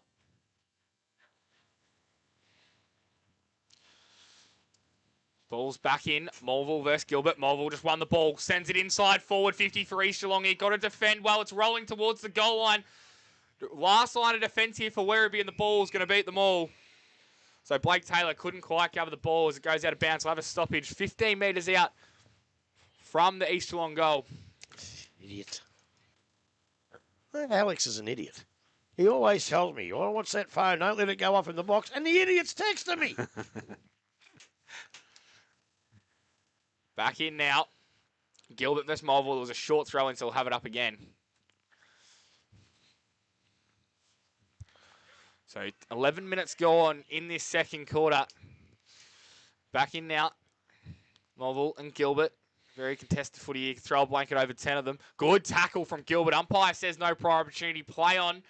And then in and under there, trying to go the ball was Saliba. He did really well. And then a tackle over the top from Kilby. Good defensive pressure from Werribee on that occasion. Tell you what, that was a great effort to get on that ball from Saliba. Soon as though he's 55 metres away, you idiot. Culliver, sorry. That was the other number upside down, mate. So I usually do that to Smithy. Ball tackled. And we'll have another stoppage. 35 metres out from goal now. And very contested football in this second quarter. Rain seems to be gone for the time being. Culliver, good tackle. Another stoppage. So 12 minutes gone in this second quarter. Brought to you by Elders Insurance. 5-7-37 to 2 straight. East Geelong trailing. Billy Smets has copped a knee injury by the looks of it. So the ball now, ruck contest. Ball still in the half, or in between half forward and full forward. And again, with a number of players around, it's going to need someone to clear it out and do it pretty quickly. Umpire's going to pull one very quickly, I would think. Umpire's just directing now where he's coming out the back. And again, this time Gilbert does the ruck work from the contest. I think tackle laid again. Umpire's going to call for it back. We're going to have a repeat of what we've just had. I think it was Flintoff trying to work his way through the contest. Stay off for a bit longer, mate. Ball from the ruck contest comes out. Steele leads in the race for the ball. Picks it up. Went back on his right foot. Got through the contest. Looked inside. That was a great bit of kick. Or great kick, but it hit the target. But the ball came out to Vesti. Vesti now across the ground. Has Houlihan in space. He let the ball bounce. He wants to go after it. He left it behind, though. Picked up Beardsall. Did that. Again, a little bit of candy selling there. Long to the forward line. Has it got the carry? Mark was taken. No, it hadn't been paid through for a minor score. So East Geelong now move to 2-1 and trail Werribee Central's on 5-7. What's a good bit of kick? Was a good bit of kick. I was trying to send something to pick, you know what I'm saying, Grub? We'll get it out there in a minute. Ball round the boundary line. Kirk comes up at it, takes the ball and prepared to just run it over. Just before he throws this in. Billy Smets looks like a knee injury, and Jose a knee injury for Thompson. So let's hope both those boys were right and they're only minor. I couldn't afford to lose any more. No. So the ball now thrown back in. Again, ruck contest, bound to the front, picked up Lemper this time. Through the middle, takes a bounce. Kirker's not too far behind. Kick into the half-forward line, wasn't great. Picked up Taylor to Stevenson. He runs now and carries first. Takes a bounce, handballs outside, goes towards Vesti. Has some time and some space. He's got a player outside in Stevens. Now he'll use him. Did that pretty well. He wants to come back inside now. Looks, goes long towards centre half forward. Saliba's the only one there. Ball didn't even make it that far. Picked up by Crennan. Handballs out the back. Paddy Arge goes outside into the hands now. Prismal looks up, goes to a hot or dangerous spot. Mulville read it nicely, and he comes up at the ball and takes the mark. It's a bloody terrible kick. Well, it looked all right off the boot into some space. Into East Geelong's chest. Mulville read it nice, as I said. Ball now in his hands, and that's Austin from defence. Goes out wide towards centre wing, coming up at the ball. Ezard didn't take the mark, picked up, was done nicely, back towards Vesti. He can't pick the ball up either, so players having a lot of difficulty picking the ball up and getting rid of it, but it's been in the contest now. Umpire said it's not coming out. We're going to have a ball up. 5-7-37 to Werribee. East Geelong are 2-1. We have gone almost 15 minutes, second quarter. Back up now. Gilbert versus Melville, centre of the ground, out of side. Trying to gather the ball for Werribee was Stevens. He couldn't quite, though. Now it's in some dangerous territory. McDonald, I think it was, got the hands off to Nones Paddyage. He tries to get the hands. Did he have prior? Yes, he did. Yes, he didn't get effective disposal away. So it's going to go to East Geelong, the back 50 now. Defensive 50 line. Probably going to go towards centre wing on the outer side. They do. Steele tried to go with the ball, though he couldn't. Now through the middle of the ground, Werribee just arched the back, although the ball was not taken by Taylor, and now it comes out to McDonald. McDonald handball over the top. They're going to be clean here. Nearly tackled, wasn't quite. Lemper couldn't stick it. Now Lemper has the ball. Can he go inside 50? Can he find a target? They're looking for Ezard. Can he take the mark? He can! One-hand juggler from Caleb Ezard. And he's going to have a shot from 40 metres out. Not too much angle about it. Jeez, they stuffed that, didn't they? Really, really did. They just needed a clean disposal in the middle of the ground and couldn't quite gather it. Gathered it all right. Give it straight back. Give it straight back. You can't afford to do that against good sides. Inverleigh 37, North Geelong yet to score. Wow, and you reckon they're no good, can't make it? Wow. Caleb I had didn't say they're no good. I just said that their task was ahead of them to do I'll it. put a bit of mayo on. from 40 metres out. It's pretty good, straight, it's through. Kicks a much needed goal for East Geelong. 5-7-37, Werribee Centrals to 4-1-25. That 3-1. 3-1-25. 3-1-19. 3-1-19, sorry. on the 17 minutes gone in the second quarter, brought to you by Alders Insurance. they'd be really disappointed with that, Werribee Centrals. They had the ball, they had it in control. East Geelong really hadn't looked like kicking their second goal at all in the quarter, and then they just fluffed it and gave it straight to them. That'd be very disappointing. So they've got to get back on their game now and see if they can get the next one. And the one up there, where Prismal missed his target, they kick a goal with that score against that win, and that's a crucial, crucial goal. And it's like a 12-point turnaround through terrible mistakes. Back in the middle, and Steele goes against Daly. It wasn't that time. Handball out now. Maybe a quick response here from Werribee. And a good tackle coming back the other way. And then in and under was a big hit. Olsbrook was involved, and the free kick's going to go to Culliver. He's going to go to the centre of the ground to his ruckman in Daly. Daly gathers the ball. Quick handball out to Stevenson. Stevenson to McDonald. Can McDonald find a target inside the forward 50? He goes a bit longer, close to goal. Kirko might jump. Oh. He couldn't quite. No. It's a goal kicked, it is. Exciting footy. Kirker over the top, ball hit the deck, and then coming through, couldn't quite see the player. Might have been Saliba, of course it was. Silky Saliba kicks the goal, and Werribee get the much-needed response. 6-7, 43 to 3-1, 19. 18 minutes gone in this second quarter, brought to you by Alders Insurance. Smithy, they are exciting, aren't they, when they play their best football, and it's good to watch. And I think what we're going to have to do is either going to have to buy a calculator, an abacus, or send this dickhead back to school. I don't even try and add it up. I give it a score 6-7. That's enough for me. Let them work about themselves. Ball in the middle this time, still doing the ruck work, but it's Daly taps the ball down. And it's going straight into the hands of his teammate in Crennan, but no, it was Vesti, sorry, and he was tackled without prior opportunity. Umpires called for it back, so the ruckman go at it again. Daly reaches up over the top, back to Vesti, same play. This time he's able to get boot the ball, head towards Paddy Arch, mark not taken, roving the ball. Carlton steps inside, kick off the boot is not good, and just offline. A very important one that would have been. So 6-8 now to the Werribee side. 3-1 going to East Geelong. 90 minutes gone. Elders Insurance. I tell you second what, quarter scoreboard. His Uncle Gary or his Uncle Mark would have kicked that one. Don't you worry about that. So it's Austin Mullival now with the ball fullback. Decides to take a little ground runs. Kicks the ball out long to the far side of the ground. Over the top of most players. Out the back goes towards Kilby. Didn't take it. Stevenson did. Handballs over the top to McDonald. McDonald inside the Vesti. He wants to go back on his right foot. Got the handball away. Misdirected in the hands of McIntyre. Handballs up towards Mullival. Mullival off a step. Goes long into the forward line.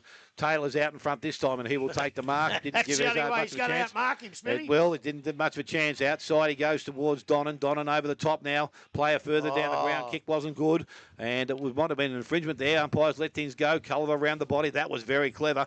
Into the hands now of Vesti on the far side of the ground. Chips over the top towards Chesterman. None, he needs to collect it. Stopped it, propped it, but let his teammate work through in Murdoch on the right boot. Long into the forward line. Kirker's out in front. Ball bounces off. Picked up Saliba. Round the body. Back towards goal. It goes across the face. Remains in the field of play. Camilleri is going to be the first to arrive. Keeps it in. Looks at his options. One little chips back into the hot spot. McDonald made ground. Did that nicely. Good kick. Good use. And McDonald now, I reckon, right on 50. Oh, he's looking for some quick options there. Yeah, he doesn't think he can kick it. He doesn't. Not confident. I reckon he must be outside his 50 there. As I said, back into that breeze. Kerr again on the lead. Camilleri just needs to turn around. This time he goes short. Touched off the boot there, over the top. McIntyre picks the ball up. Goes outside. Intercepted once again. Monahan runs onto it. Needs to pick it up. Chesterman arrives. A little bit of pressure. Enough to make the ball go over the boundary line, and a throw-in will take place beside the behind post. So we have gone just on 21 minutes in this second quarter. 6-8 to the Werribee side. 3-1 East Geelong. That was a Brad Carlton hand in there. He's playing pretty good footy, actually. Back in now, 20 metres out from where he's goal. They've been dangerous around the stoppage here. Comes all the way back out now. Here's a shot on goal. Left foot, snap, tracking back, and a good mark taken in defence by Austin Mulvill. Didn't quite have the legs from that snap. So now he's going to go out wide, use that left boot. Had a player nearly on his own, but kick had a bit too much on it. The umpire said play on. I thought he took that mark. It was Robertson out there, and the umpire's going to say give it to me. So I have a stoppage 55 metres out from Werribee's goal. Was that a mark? I thought so. He brought it all the way down. Unless it was touched off the boot. No, it wasn't. Anyway, back down. Daly, Beardsall in there as well. He hasn't been in the game as much as he was in the first quarter. As now the ball's going to go over the boundary line, and we'll have a stoppage far side of the ground near the defensive 50 of East Geelong.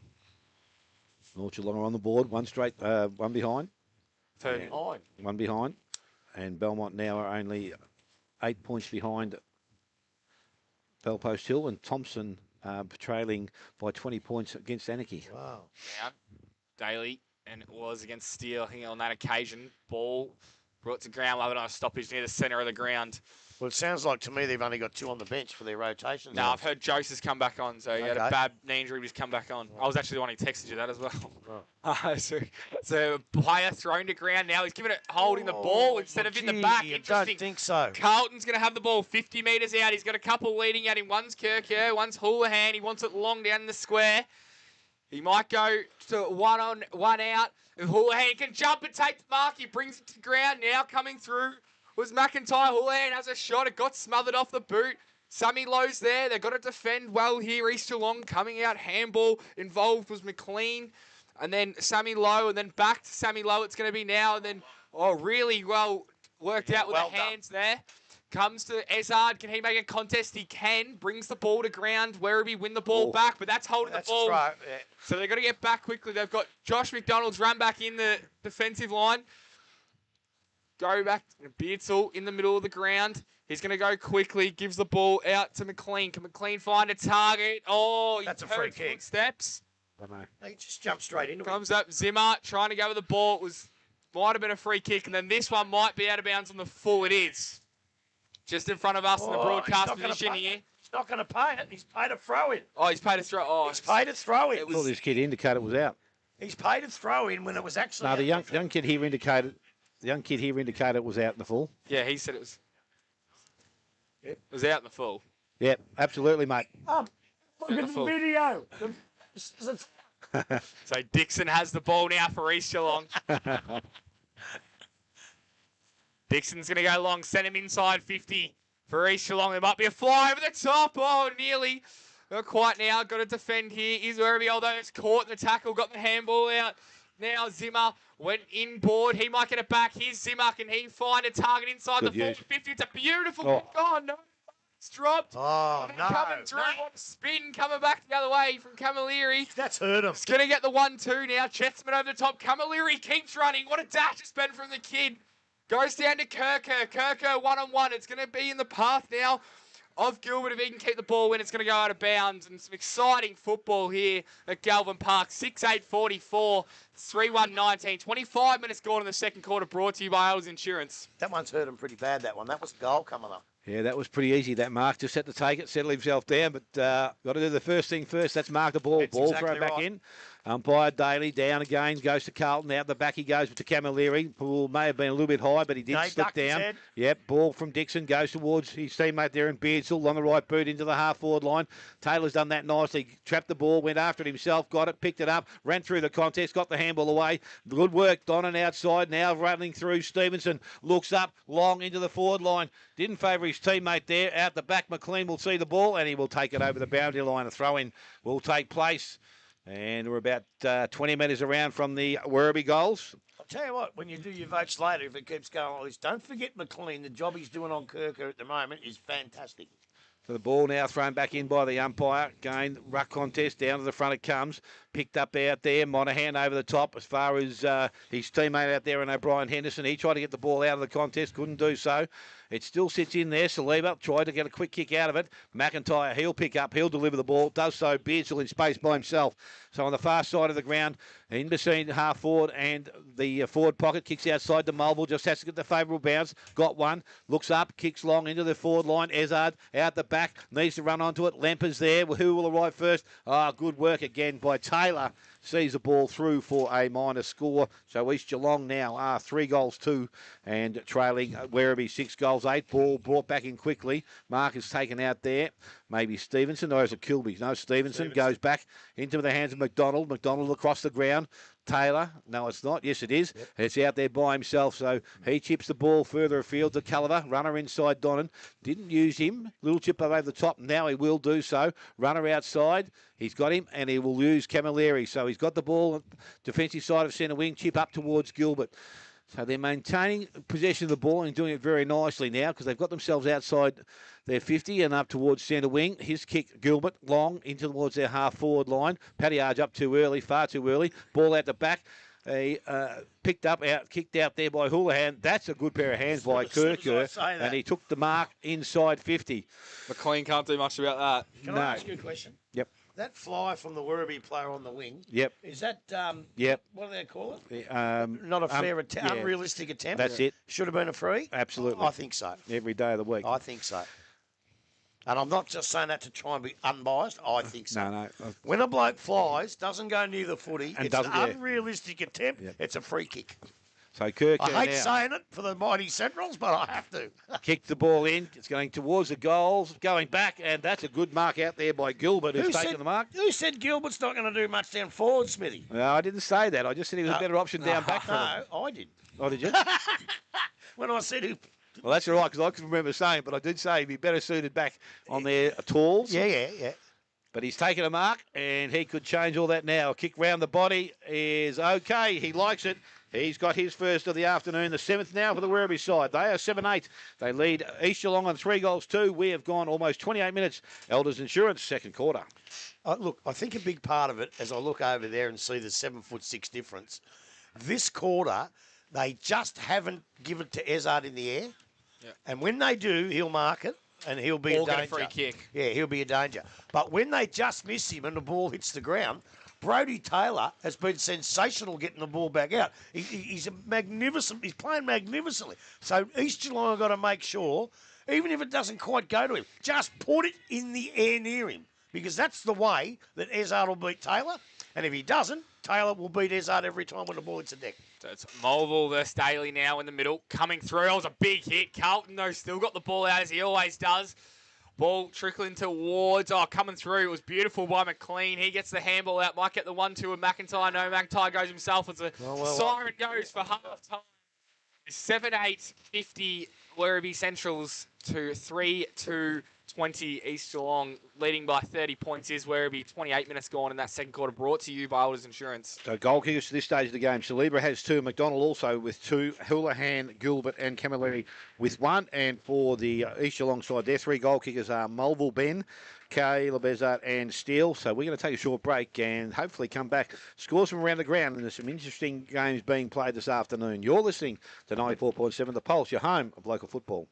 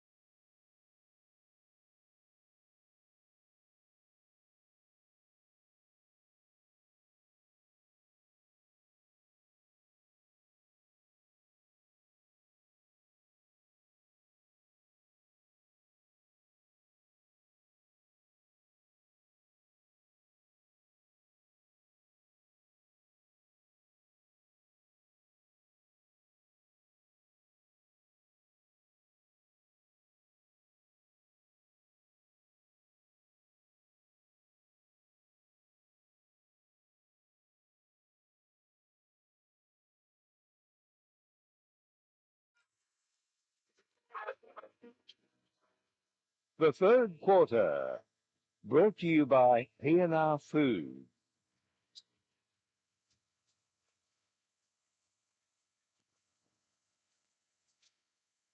Yes, welcome back. And at half time here this afternoon, it is the home side. Werribee 7 goals 8. They lead East Geelong on 3 goals 2. Some scores from around the grounds. Interesting at this present time. Bannockburn 9-6-60, leading Corio 5-4-34. Winchelsea 1-7-13, a trailing Geelong West 4-5. 29. North Geelong have got themselves up and going now, 3-3-21. They trail Inverleigh, though, 7-7-49. Thompson, 3-7-25. Trail Anarchy, 7-8-50. And the Belmont Lions have got themselves in front, 10-5-65, a big second quarter. And the Belpost Hillside are 8-4-52. As I said, 50-20 here as we stand at the present time. We're going to get Grubby to run through things, but unfortunately he's not here, so we're going to hand that over to Archer. He can tell you what's gone on in the first half here this afternoon. It's been a match of two halves, hasn't it? I mean, yeah, Werribee definitely that first quarter dominated and probably deserved what ended up on the scoreboard. Could have had another 2 or 3 goals. East Geelong coming back into that game now, really using their press, starting to transition the ball properly off half back, starting to get Beardsall into the game. I think McLean's had a really good game again. It's the second week in a row that his foot skills and the way that he's transitioning the ball and his decision making is really good. And they're different from last week. So they're not just bombing it long and they get under pressure. They're starting to take their time and looking for that short 15-metre hit up. What's really interesting though around the grounds though, Smithy, is that if Belmont can hold on and Inverleigh can beat North Geelong, then Inverleigh will be in the 5. That's correct, this game, which will be massive, especially after what we said about them. And, you know, they knock off North Geelong, give them all the confidence going into the end of the season. So, it's a very even competition at the moment. So, siren has sounded here. Third quarter is underway. Umpire with ball in hand, throws it in the air. Daly doing the ruck work and up against Mulville. Ball comes out, goes to Culliver. He's tackled straight away. A little bit more pressure through the middle there. Minari got his hands on the ball. And he's been able to lay that tackle and hold things up. So if we can get away here with East Geelong maybe holding on, they might give themselves a chance later in the quarter or even the last quarter. Again, numbers of players around this contest are going to be handing the ball back to the umpire once again. Thrown up, again, the umpire. Ball thrown out the back, picked up out of the hands. McIntyre, little quick kick into the half-forward line. Lemper couldn't take it clean. He got out the back, picked up out there. Kilby outside to Robinson. Robinson on the left boot, back towards the middle of the ground. Ball gets through that contest. Coming up at it now, Kerr got the handball back inside. Culliver over the top, went towards McDonald, tried to tap it further afield, didn't have the effect. Into the hands of McIntyre once again. Quick kick back towards centre wing. Mark not taken out there, so it's again picked up out there by Payne. He goes back in the middle, missed his target. Kerr read it, picked it up, looked and goes long into their forward line. Saliba out the back.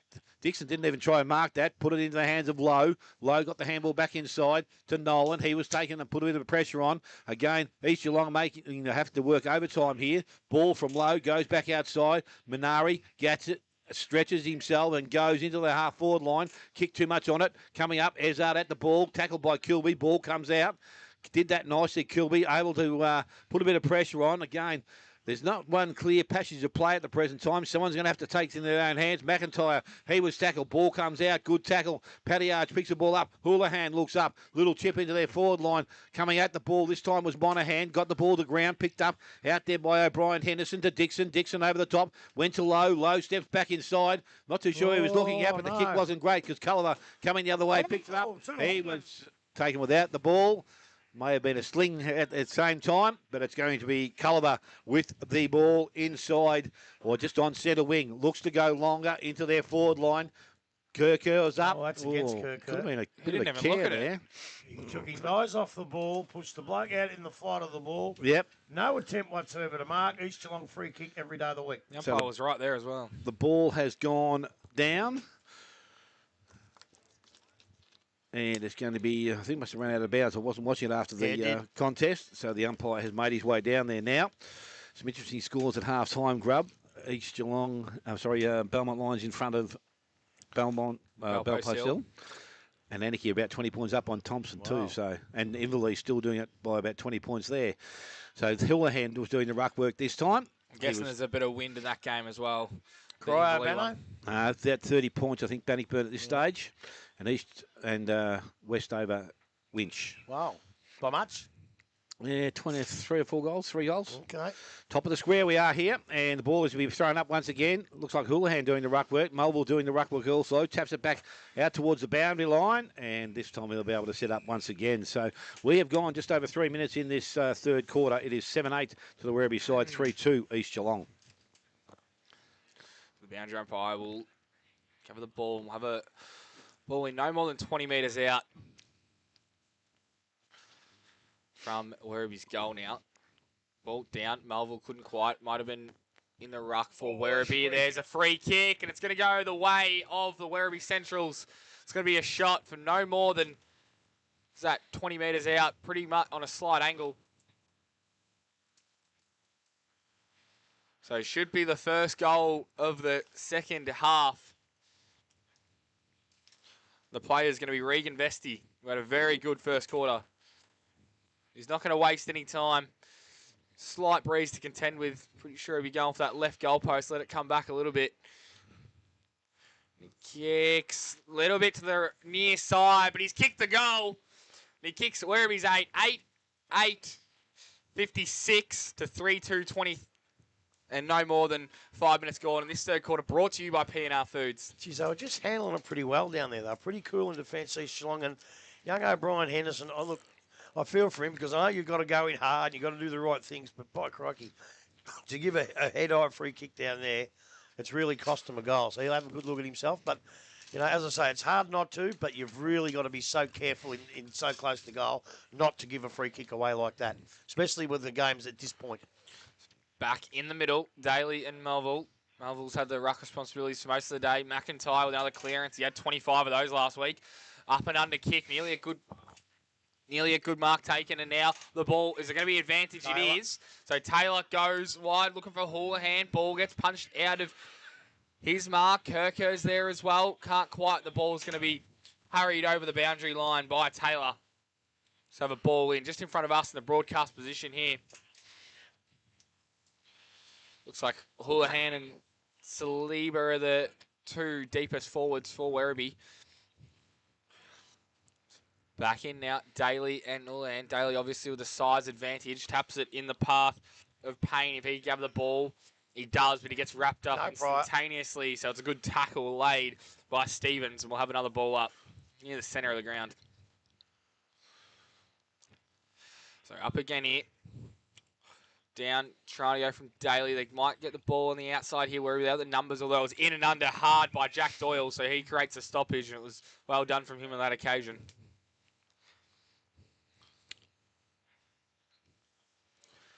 So, ball up again here. The contested footage to start this. Oh, coming the other way. It was a great tackle. Come on, Culliver. Tell you, that hurt him, and I've seen a lot of them play the sling tackles, that one. Do you think it was a sling? I didn't know, but I've just seen some of the umpires pay it, so I didn't know. Daly now, expect him to win the majority of the ruck taps. Comes out now. It's a beautiful spinning pirouette from Ollis. Now the ball out to McIntyre. Can he find a target? He goes towards Steele. Steele couldn't quite now. Trying to get the ball at ground level was Lemper, and then a good tackle laid. Umpire says holding the ball. See, he never actually had control of the footy. That's play on. So it's going to go to Lemper here. He's going to go inside forward 50 for East Geelong. He went towards the pocket, trying to find his teammate in Zimmer. Zimmer gives the handball all the way back to Mulville. This is Austin Mulville. Has a shot from 45. Doesn't have the legs. So marked on the line from the Werribee player. They're going to go coast to coast here. Stevens. Taylor. 42. Stevens. It was Stevens. It was Stevens. Kirk over the top of Kirker. Now McDonald has a chance. He's just going to kick a little grubber in the path of Saliba. If he can gather the ball, it was beautifully done. Coming back the other way by the East Geelong defender. Goes in the middle of the ground. It's a good kick. This is Doyle. Doyle lowers his eyes and finds his teammate in Zimmer. Zimmer now kicks in the path of Ezard. He's got the size advantage and takes the mark. That's what I told them they had to do. He was out of position, definitely on Camillo, but he took the mark just with his height advantage. It's going to be hard if you put it up in the air for him. Those long reach. It's going to be hard for any defender to do anything about it. They don't have a size match up for him. They do. He's played in their forward line. Yeah. You know, I think he could win the game from this bloke if he holds his marks. Here goes Caleb Ezard. His second goal. He pokes it a little bit. It goes a bit wide, but he's kicked the goal. Wasn't dead straight, but it's good enough. 8-8-56 to 4-2-26 with 8 minutes gone on the third quarter scoreboard. Brought to you by P&R Foods. But look, how many has he kicked, Ezard? 2? And set up 2. Yep. See, so look, it doesn't seem, on paper, it doesn't seem that dangerous. But I just think when they all get tired, they kick it up in the air, and that's what Thompson did to them here. They were matched Thompson all day, and they were short down back, and in the end, Troop and a few of those folks took mark, kicked off, win game. And that's what this big fella, Caleb Ezard, can do. They've got to try and find a match where they have to. So back in the middle now. Daly goes at it, ball out, nice and clean into the hands of Crennan. Crennan into their forward line. Kick wasn't great. Houlihan had a play at it. Ball comes out now, kicked off the ground. They try to keep the ball alive. Coming through the other way, it was McLean, got the handball outside to Ollis. Ollis goes back inside the contest there.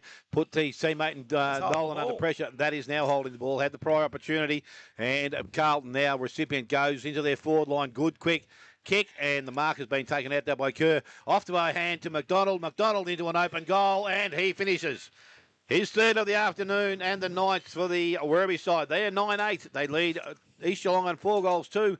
P&R Foods third quarter. We have gone 9.5 minutes. They've done that a couple of times, haven't they? East Geelong have kicked one, and Werribee Centres have responded straight away, which tells me a side that's really on their game.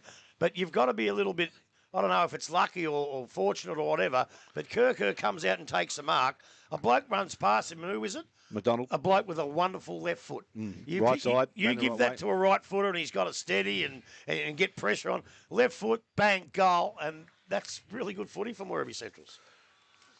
And it looks like Big Mulville's not in the best of condition here. He's hurt Corky, himself. he said. Yeah. So the ball now from that ruck contest comes out again. Crennan kicks the ball off the ground, goes back into their forward line. Kerr didn't try and take it this time. Ball continues to run. Chesterman runs onto it, but getting back. Dixon did that nicely. Got across and was able to push it through for a minor score. So that moves now Werribee to 9-9. And they lead East Geelong 4-2. Another big factor, too, they got the best trainer in the competition. The great Panda. No one's as good as him. So returning the ball now for East Geelong, coming over the top steal. He's in the mark. Oh, it could have been a free kick. Oh, no, and it looks like McDonald might have gone down with a knee injury here. Well, he could have. I reckon he's got a cork. Yeah, and he could have given a free kick away because it was he actually jumped into the player. Yeah, I thought it was a free kick against him. It didn't look like he had eyes for the ball. Hopefully he can run that out. McDonald is a very exciting player to watch and be a big factor in this game as well. It'll sting for a minute. Well, McLeod's done his knee too, but it looks like. I know. As the ball's back in now, Carlton, strong as ever, to his ruckman and Daly. Couldn't quite pick up the ball now. He does. It was a good tackle laid coming back the other way from low. We'll have a stoppage 50 metres out from Werribee's goal. Now Daly will have another size advantage over Steele here while Melville's off. He taps it into space. Trying to find it. Did he take the player on? No, the umpire says no prior. So good tackle from Chesterman. Another stoppage here, 50 metres out from Werribee's goal. I think he got Saliba one out in the square here. Coming through, it was beautiful done from Sammy Lowe, and then gave it to Nolan. He threw it on the boot. No prior opportunity, the umpire said. And then Nolan's Padiage goes inside 50. Oh, the mark was dropped. Kirker's still there in Saliba. Kirker might run in on his opposite. Might kick to goal. Thinking a contender for the Connectel goal of the day. Yes, that's right, Connectel. And that's my saying. You shut. 10-9. I tell you what. 4-2. East Geelong trailing in the third. We have 12 minutes going in the third quarter, brought to you by P&R Foods. May even be a contender for the Kempy Engineering. Read the play. Play of the day. Good on you, Kempy. I reckon Kempy might sponsor one of the competitions too. They do a great job for local footy, Kempy Engineering. Great job. Kimberley out to 40 points. Ball back in the middle now. Again, looks like Gilbert's gone in there to do some ruck work. Ball comes out. McIntyre once again read that ball nicely out the back to low across the ground. Kick needed to be good. Camilleri got his hand in there, so he's put some work into Beardsville. Camilleri got away from, got the handball back inside, went towards Vesti. Vesti goes back with the hand, went looking for his teammate, found his mate in Kilby. On the hands of Paddy Arge, kick into the middle of the ground. Steele picked that ball up at his bootlaces, kicked the ball into their forward line, set a task for Big Izzard out in front, got the handball, gave it over the top, back to Payne. Payne, a little chip over the top. Gain, kick was good. Mark has been taken. Lemper has got the mark 25 out from goal. Gee, they did that well. Izzard did well. They did that like a good football side. They're just not doing enough of it. So Lemper with an opportunity for his first of the afternoon. Been quiet today, Ryan Lemper. Gee, Sammy Lane nearly ran off the ground without going through the interchange. I don't know if that's policed anymore, is it? No, not very much, I don't think. So ball from Lemper is going to be okay, and it will sneak his way through. Ryan Lemper is first, the fifth now for East Geelong. They are 5-2. However, Werribee Centrals are 10 goals, 9. We have gone 13, almost 14 minutes. PNR Foods, third quarter. You know, a lot of the times when a side kicks a goal, I go back and pick out the mistakes, why they kick it. That was just good, plain good, old-fashioned good footy from East Geelong right from the start. And Izzard, good play. And that little pass was always going to come off. Good footy, East Geelong. And look, I know it's probably 6 goals, but a side as good as them are not out of it just yet. Caleb Izzard as well, involved in another one. So he's kicked 2 and set up 3 now. So back in the middle, over the top that occasion was Gilbert. Tried to get the ball down. Coming back through the other way it was Minari. And then McIntyre involved and had to step through was O'Brien Henderson. And then Flintoff was there as well. We've got to get rid of this. They're mucking around with a bit here and a good kick out wide. McLean's got some time. He just kicks a little pitching wedge into the middle of the ground. It's a great mark. Take it. Mark. Camilleri. He's going to send them inside forward 50, looking for Saliba. Gets over his head. Now it's all for Simmons to do as he sees the ball over the boundary line. So the stoppage 35 metres out from Werribee's goal. I think I've worked out, Smithy, one of the reasons they don't put Gilbert back there. Not that I agree with it, but he's their second ruckman. So they use him as a second ruck from when Paddy Daly goes off. But, you know, it doesn't matter. But the big Sobe's out, so they haven't got great rucks at the moment. Throw Chesty in there or somebody like that. But I think you've got to stop Izzard. Anyway, ball now being thrown back in. Ruck contest. Melville had it. Knocked the ball back towards the boundary line. Tapped further field by O'Brien Henderson. Again, now ball in disputes. Picked up there. Kicked forward. Kicking out of the back line was Ollis. Goes towards the centre wing. Unfortunately, Taylor was there to receive the ball. Goes inside to Donnan. Donnan just his teammate in Kilby. Kilby now looks up. Goes long. Back towards the forward line. Go! Here's up. And he takes a nice grab. That will be... Sorry.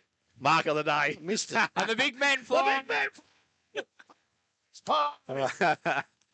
Showing the replay. Let him get excited about that one. Kirker has taken a mark. Top of the square. Goes back and can kick his second goal of the game. And will be the 11th for Werribee. He's got a long way back, hasn't he, Smithy? He has, yeah. Anyway, go routine. Kerr has been okay. And he's got an opportunity, as we said. This will be his second. Comes in, kicks that goal. He likes it, and so does the umpire.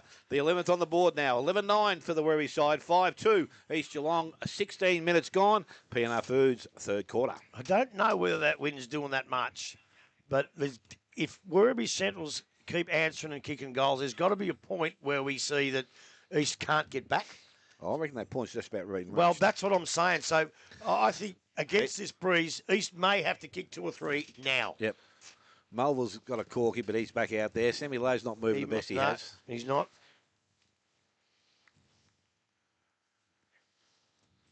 So they're going along okay. I think the football's ended up on the cricket over there.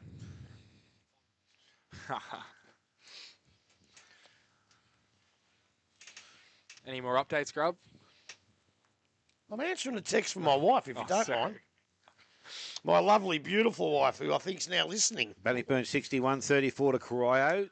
Only a goal in it at Winchelsea. North Geelong 21, Inverleigh 62. Should have went there. Thompson 32, Anarchy 63, and Belmont Lions 71, Bell Post Hill 53. Season's not done yet, Smithy. They're up Obviously now. not. Up now, Mulville try to win the tap out, gets it wide now. It came to Mulville. It was Austin on that occasion. Then the handball was beautifully done from Donnan, and then back. It was a good kick wide. So here they go, handball over the top here. And Crennan might have been, or it might have been McDonald. On the right. He goes wide and finds McIntyre. That's when you don't give it to him, on the right boot. McIntyre inboard. It might not be 15. It's not. So they're going to go here. Sold his teammate under a little bit of pressure. McIntyre now, the better kick down the line. Was it holding? Well, it was well done anyway from Lemper to even the contest out. Then handball back into the middle. Payne had to do it all. And then back to Mulville. It's a good pressure here from Werribee. No They're prior. jumping all over everything. It's going to be come all the way back. And Mulville doesn't look 100% No, he there. doesn't. I don't know whether you... I know it's only a corky, but I don't know whether you risk him at, 6 or 7 goals down with 5 rounds to play. You don't want him to get another one. Payne's limping there as well. Looks like they've got a few walking wounded here as the ball comes back into the middle of the ground. It's up to McLean, although Kirker came through beautifully. Then the handball over the top into the path of Stevenson. Coming back the other way was Flintoff. Now they look well set here, although the mark was dropped. Come back, and then he has to get rid of it there. It looks like it was Vesti. Coming, McIntyre, handball out, trying to find it. Oh, beautifully done from, I think it was Taylor. Now they've got the ball out to Camilleri. Can he find a target up the field? No. Here goes. Oh, I don't know. it's going to be down the field. It's going to be advantage. No advantage. No advantage. So the officiating umpire called advantage, and then the non-officiating umpire called the ball back. So Houlihan didn't run in and kick the easiest of goals. It's going to come all the way back to Kirker, is it, for a down-the-field free kick, Rub? Yeah, it is, but what did you think, Smithy? Did you see it? As in, Was it a down-the-ground free kick? fractionally late, but I it's didn't. no malice or anything. It's all like if he had It doesn't matter about no, the no, malice. but I'm just saying, if he had pushed him with a decent push, yes, I would have No, said yes. that's not the rules. The rules are, was it late? Was marginally, I would have thought. You know what? I didn't think it was. In the event of him coming in, he couldn't stop. I thought it was as he kicked it, and I don't think I'd have paid that. I really don't. Obviously, the umpire knows more than I do, but I wouldn't have paid it. Yeah, I would have let it go myself, but Yeah. there wasn't much in it. But So Kirker now, he had a big flight, that one as well. He's an exciting player. You're going to have to kick this all of 50. Let it come back. It's going to come. Has it got the legs? I'll tell you what. And it's got the accuracy, and he loves it.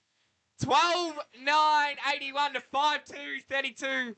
We've gone 20 minutes in this third quarter, brought to you by P&R Foods. Look, I tipped Werribee because I am Werribee, and I thought they were a chance to play some good footy. And that I can tell you, I never picked this. I never picked this. And after watching East last week and now this week, they're not playing well. no. And Fanning hasn't come back. At quarter time, he was there. Remember I pointed out he was down there on the bench. I haven't seen him since. Well, they looks like they've got a couple of injuries now. couple They of didn't sore play blokes. well last week. Maybe they're just in a bit of a rut. Ball back in the middle of the ground again. It's going to be a clearance through Carlton. He goes long into their forward line. Don't put it into the hands of Kirker because he'll just snap it from anywhere at the moment. But the ball runs over the boundary line, and it is going to be a ball in which will take place. So they've been playing with obviously one less since that period of time, but I don't know what Fanning had actually done to himself. Well, maybe he came back a week early. Well, it's just We interesting hope because not. I said at the quarter-time break, he was back here on the boundary line. I thought that was strange, but obviously he knew that something wasn't quite right at that stage. They've got some other injuries out there at the moment. Blokes would be pretty sore, but that's part of footy. At this stage of the year, you're going to wear with that. So the ball now from the ruck contest comes out, picked up, good hands out there, went to Saliba out the back. Camilleri got time to look, loads up, looks back in towards a dangerous spot. Good spoil from behind this time. McIntyre's there. Chesterman also tried to put the boot into it there. He might have been a bit lucky there. He might have caught McIntyre. And the ball is gone over the boundary line. No, it hasn't. Mark has been taken inside, and it will be Ollis of East Geelong. So just inside the field of play. Goes back to the goal square. McIntyre up and about, which is good. And he's now got the ball at full back. And he goes across the ground looking for Lowe. Ball arrives in time. Ball wasn't taken there. Handball's out the back. Goes towards Dixon. He wants to take him on. Gets through the contest. Out the back he goes towards his teammate O'Brien Henderson. He steps around one. Kicks the ball back towards centre wing. Kick was good. And the mark will be taken out there by Doyle. So Doyle now has it. This is the important kick going forward because they need to make sure it is used well. I wouldn't be bringing it back inside just yet because if they turn it over, it's a dangerous spot still. So the ball goes down the boundary line. Gee, the numbers are out there, and you could that's a good have mark. 3 or 4 guys up. But Robinson picks the ball off out of the contest. He goes across the ground. Kick wasn't great. Runs past Beardsall also, but he's able to go back and collect it. Now he steps. Props. Kick was smothered into the hands of Monaghan. Handballs back outside to Steele. Steele wanted to get through the contest. Camilleri, he laid a good tackle. Now in the hands of Saliba. He wanted to go low, and might have played for that. He might have milked that one. I think he did. I think he milked it. Definitely What's a milked 50 it. as well? Oh, no, it's not. So he's going to go out the back, and the ball's into the hands now of Donnan. So Donnan now runs, kicks towards centre wing. Vesti in front takes the mark. Now just starting to slow things down. So Vesti now is going to drive the ball longer into their forward line. Actually went for a shorter option. Went towards Prismal. The kick wasn't well directed. Chesterman overran it. Out the back it comes. Picked up out by Flintoff. Flintoff handballs outside to Wallace. Unfortunately, now the ball has gone over the boundary line, and we will have a throw in. 23 minutes gone in this third quarter. Werribee 12-9. They lead East Geelong 5-2. Ball be returned here. Just attacking side of the 50. Oh, no, the boundary umpire slipped over here, so we'll go again. A replay here, and just attacking side of Werribee's forward 50 here. Got Kirko back and McDonald, it looks like, as ball's under there. Vesti trying to get it out. So was Carlton. Carlton in and under. Wins his own balls. He always does. And then a good tackle laid coming back the other way. So we'll have another stoppage. Owens Paddy Arge was a good tackle there as coming back. Daly taps it. Might try and tap himself again. Coming through. Oh, beautifully done from Doyle, though he handballs out of bounds. Yeah, they're trying to say insufficient attempt, but the umpire says no, his teammate was there. So we'll have another ball in just in front of us in the broadcast position here. That's the right decision. See now 20 points up on the Giants. Inverleigh still 46 points up on North. Mulville and Daly. Daly taps it in the middle. Here goes Camilleri. Can he find a target? He's looking for his teammate out wide. It was Stevens. Sorry, couldn't quite get there. Now defending gallantly is the East Geelong defence. They're coming through. Got to be careful as O'Brien Henderson. Back the other way. Got the numbers here. Werribee, although gets over the top, it might favour East Geelong here. Ball in the middle. Get the handball out wide now. There's McLean. He's had an alright day. Up and under kick. Who can get under that? And it was a good mark. Come back the other way. Might not got gone far enough by Prismal. Coming back in the centre of the ground now, and all alone is going to be Beardsall. So he's going to move the ball quickly. I've got the switch on if they can use it. No one running out wide here. They're going to bite it off now into the middle of the ground. Here's Steele. Can he take the mark? Just drops it. It was good defence from Stevenson, and he holds them up. So well done from Stevenson there. There's other stoppage in centre wing, centre of the ground. So up again here, Mulville. Down, beautifully robed on that occasion it was from Austin Mulville. And then into the middle from Ollis, and then into the path of Ezard. Can he gather the ball? He fights hard for it, evens the contest, and was that a throw up? Umpire says play on. It was snapped back from Steele, although waiting in the hole beautifully was Blake Taylor. And he goes to Camilleri. Camilleri with a smart kick in the path to Houlihan, then handball over the top back. He kept running with Taylor. That should be holding the ball. It is. So it's going to go to Nolan. Nolan's going to send East Geelong inside the forward 50 here. Ezard's been the target all day. He's been a big factor here, Caleb Ezard. How many has he kicked, Smithy? 2, mate. He's kicked 2. This will be for his 3rd. He's also set up another few. He's been involved in everything today. And you could just see last week, he just needed a game to come back in and get used to the style of play and the pace of the game. But he's really been a factor today. So they have a shot to kick East Geelong's a much-needed goal for them. They're 6th. He's 40 metres out. He had a shot from here early in the game. Kicked at the man of the mark. Let's hope he can have a better effort here. And he looks, he kicks it, looks to the nearest. Might hold its on. So 12-9-81. The 6-2-38. Caleb Ezard's got 3. The third quarter brought to you by P&R Foods. Well, they're just trying to hang themselves in, keep themselves in there, aren't they? They look like they had a contention and they kick one.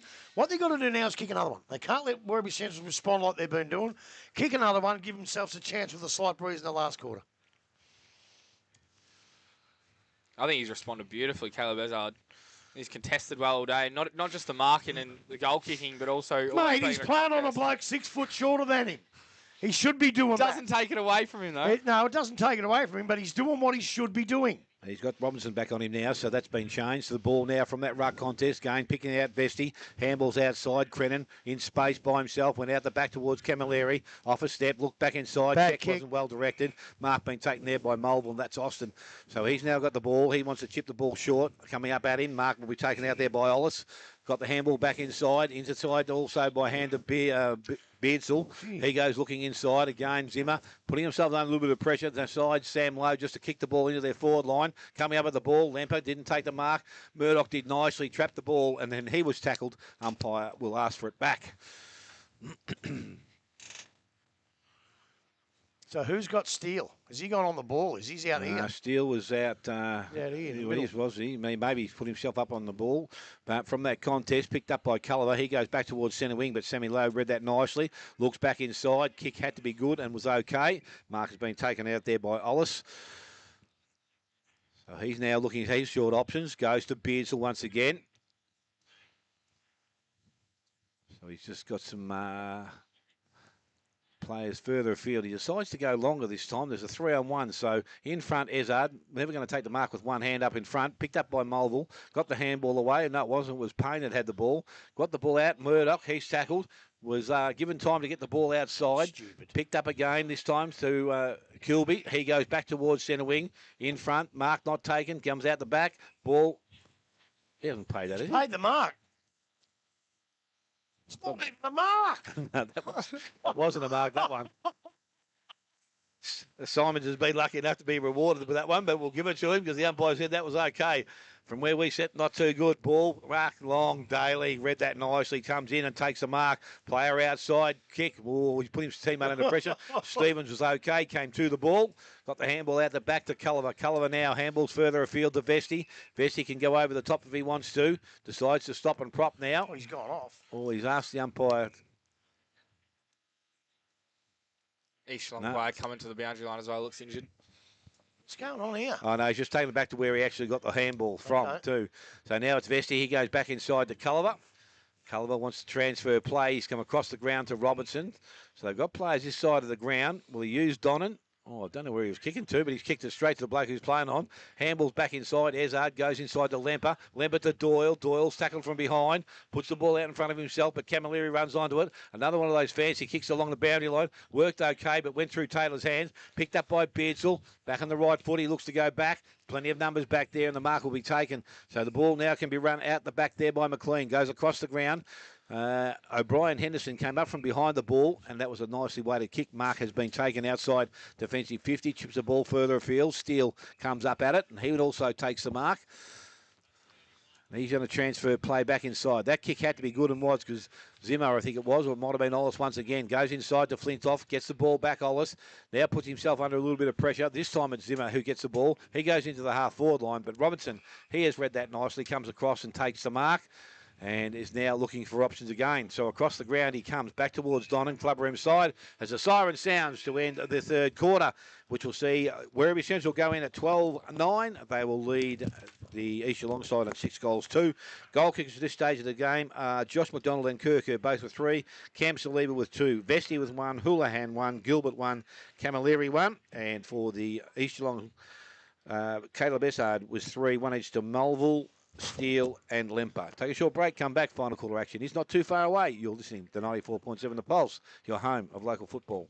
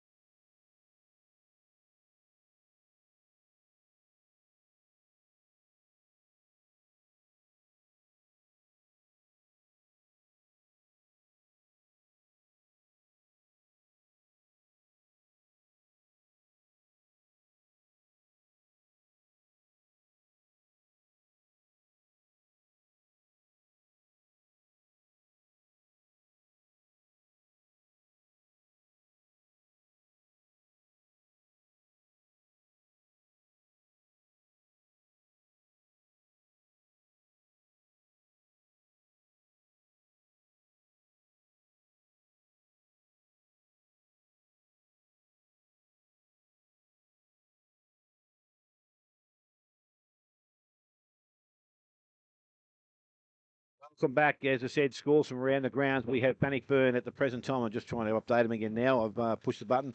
It is 70-40 out there. Let me push that one again. So they're currently 30 points up. Now I can't get anything. You're the worst person on the phone I've ever seen. I don't use it. If You're worse than me. Ask me about the TAB app. I'll tell you everything about it. Winchelsea 49 lead to Giants 29, so they haven't changed for some time, the Giants side, because that's what they were some time ago. Inverleigh currently 68 lead North Geelong 29. Thompson 52, 13 points behind Anarchy now on 65. And the other game, Belmont Lions are 89, Bellpost Hill 86. So they is a close one. And it will have some bearing on how things are going this afternoon, because if Inverleigh win, as I said, they will be in the 5 after tonight.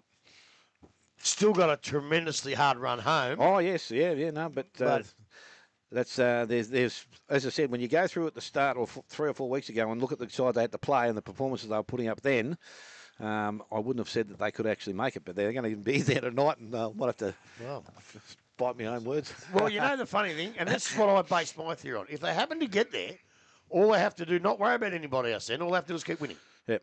Their game against each other is going to be very, very important. That might be now. I didn't think so because I thought North might win today. Yep. But if they can beat North, they can beat anyone Yep. on their day. So, and as Johnny Mitchell said this morning, if they can beat all these sides to get there, they can go all the way maybe. Who knows? But the other games are pretty close. Thompson can still win that game. They're 13 points down. Which they possibly will. So it's just it's unbelievable competition. And this game here, before I start on this game here, I meant to say it before, before the game, but we actually got carried away with the team of the Millennium and all that sort of stuff. All those people who are listening out there on the Pulse, 94.7, if you listen to it during the week, you've probably heard of a couple of shows involving a man named Robert Eagles. Looking forward, looking back, and Tuesday Magazine. The man was here. He was a volunteer, but he was at the Pulse more than anyone that you would ever see. He was a beautiful man. He did the paneling for the hashtag Giddy Up, and to do the paneling for those bunch of morons, including myself, you have to have some sort of a sense of humour. But he didn't only just do it; he bloody loved it. He was a Vietnam vet. He didn't like to talk about it too much. He was just the heart and soul of 94.7 The Pulse. He passed away during the week after an illness. He will be so sadly missed because he's one of the best people I've ever met in this caper. Remember we used to have Fred Baird? Yep. And he was a great Fred mammal. and Cheryl, yep. Yeah, they were fantastic people. This bloke, he was just as good. He was as good as anyone. A wonderful, wonderful man.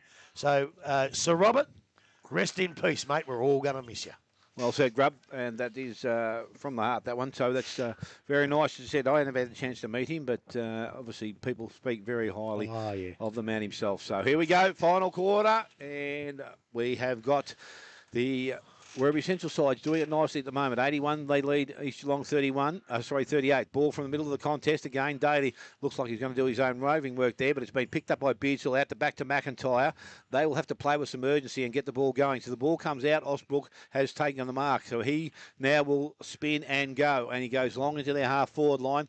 Ball out the back. Taylor pushed his playmate under it. That was Lemper. Lemper got the handball out the back to Beardsall. On the left boot they go. Bounce. Where will it go? Out the back. Ezard leads in the race. Ball runs back towards goal. I'll tell you what, it's just bounced the other side of the post. So lucky. And through for a minus score. So 6-3 now to East Geelong. 12-9 Werribee Centrals. And Robinson brings the ball back in quickly. He goes to the back pocket. Mark being taken out there. Murdoch plays on. Kicks the ball long. Didn't have the distance on it. Out the back, the ball has been picked up by Kilby. Got the handball further afield to Camilleri. Stays in the field. Got a favourable bounce. Looks up. Goes into the forward line. That's a beautiful kick into the hands of Houlihan. He doesn't waste any time. Goes looking forward to McDonald. Led up. Did that nicely. Pushed in the back and will win the free kick. Josh, go back and so take McDonald your kick now for goal, son. From about 40 metres out directly in front. Can go back and look at his fourth of the afternoon. Has got 3 already. You're a little bit hot-headed for a little bloke. I used to love those hot-headed little blokes. Doesn't he understand there's bigger blokes out there? Yeah, well, you just whack them in the nose, and that's it. But, you know, when you get a mark like that and you got a shot for goal, don't give it any semblance of a chance of them taking it off you. So McDonald from 40 out, runs his little arc, kicks that goal. I'm not too sure that's online. He has missed it.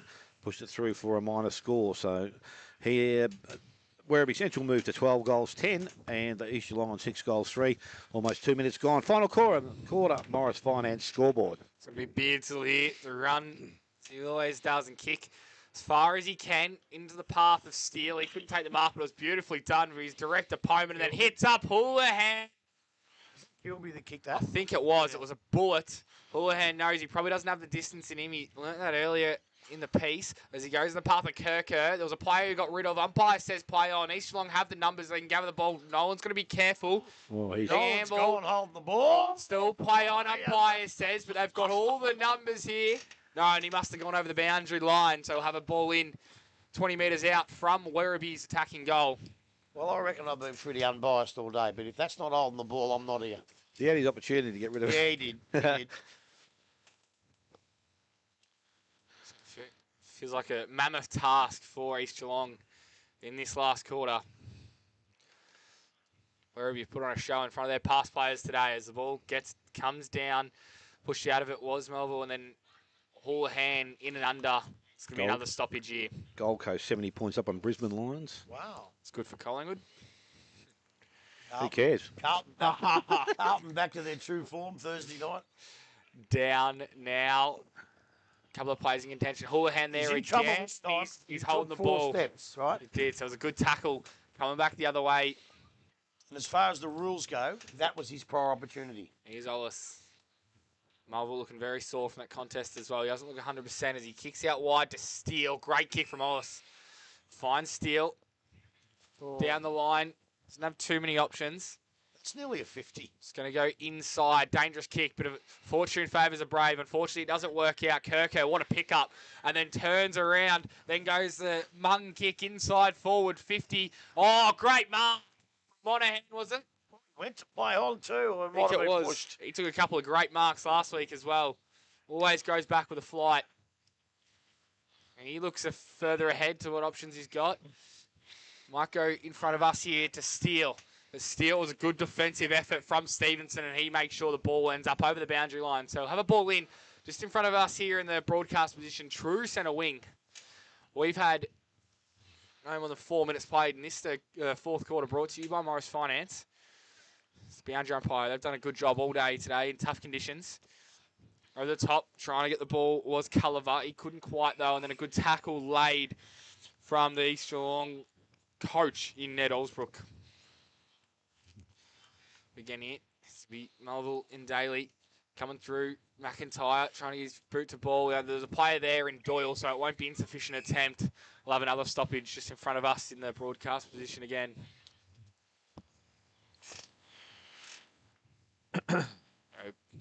Ball back in now. Werribee happy with this style of play. Oliver had the ball, then was dispossessed, and now Sam Lowe's has an opportunity. He handballs out wide, now hugged up against the boundary line was Mulville, was Austin on that occasion. Now they're going to send the ball long and deep. Who can get under that? It was nearly a good mark taken on that occasion by Taylor, though he couldn't quite get the ball, and then it runs out of bounds. So we'll have a ball in 50 metres out from East Geelong's goal. We've had 5.5 minutes gone in this fourth quarter. Scores are 12-10, 82 to 6-3, 39. Brought to you by Morris Finance. So the ball on the half-forward line, as I said, some attacking work needed or some defensive work needed from the East Geelong side. Ball comes out, goes in the hands of McIntyre. Feeds it through the ball. Lemper around the body, goes back towards goal. Will it bring it back far enough? No, he hasn't, and it's through for a minor score. Ryan Lemper with 1 goal, 1 for the afternoon. 6-4 now to East Geelong. The ball brought back in quickly. Good kick outside. Camilleri made that nice because he took the mark. Did he step? Handball's back inside this time. Culliver over the top. Player outside. I reckon that's Vesti. He's been good this afternoon also. Kick round the boundary line and he's found his teammate inside. Mark will be taken. Not too sure what he was trying to do there, Kilby, but he's just holding things up. I suppose there's no rush to get things moving. Inside to Carlton. He takes the mark. He's got players across the ground. He's going to come towards Prismal, who's set himself back outside now. Plenty of time. He's in space all by himself. Player down the ground will need to make ground. Donna's asking for the ball to be kicked longer. Lemper will need to go back. He takes front position and takes the mark. That's a good kick. Sorry, good mark. And Ryan Lemper will turn things around for East Geelong. So Lemper now gets the handball back inside, goes to Mulville. Mulville got himself into a bit of trouble, got out pretty nicely as well, goes long into their forward line. Ezard in front, Robinson reaches around, picked up by Osbrook, goes across the ground. That's a well-weighted kick, and the mark has been taken out there by Beardsall, who can go back and record his first of the afternoon. Kick it to the green jumpers, number 12.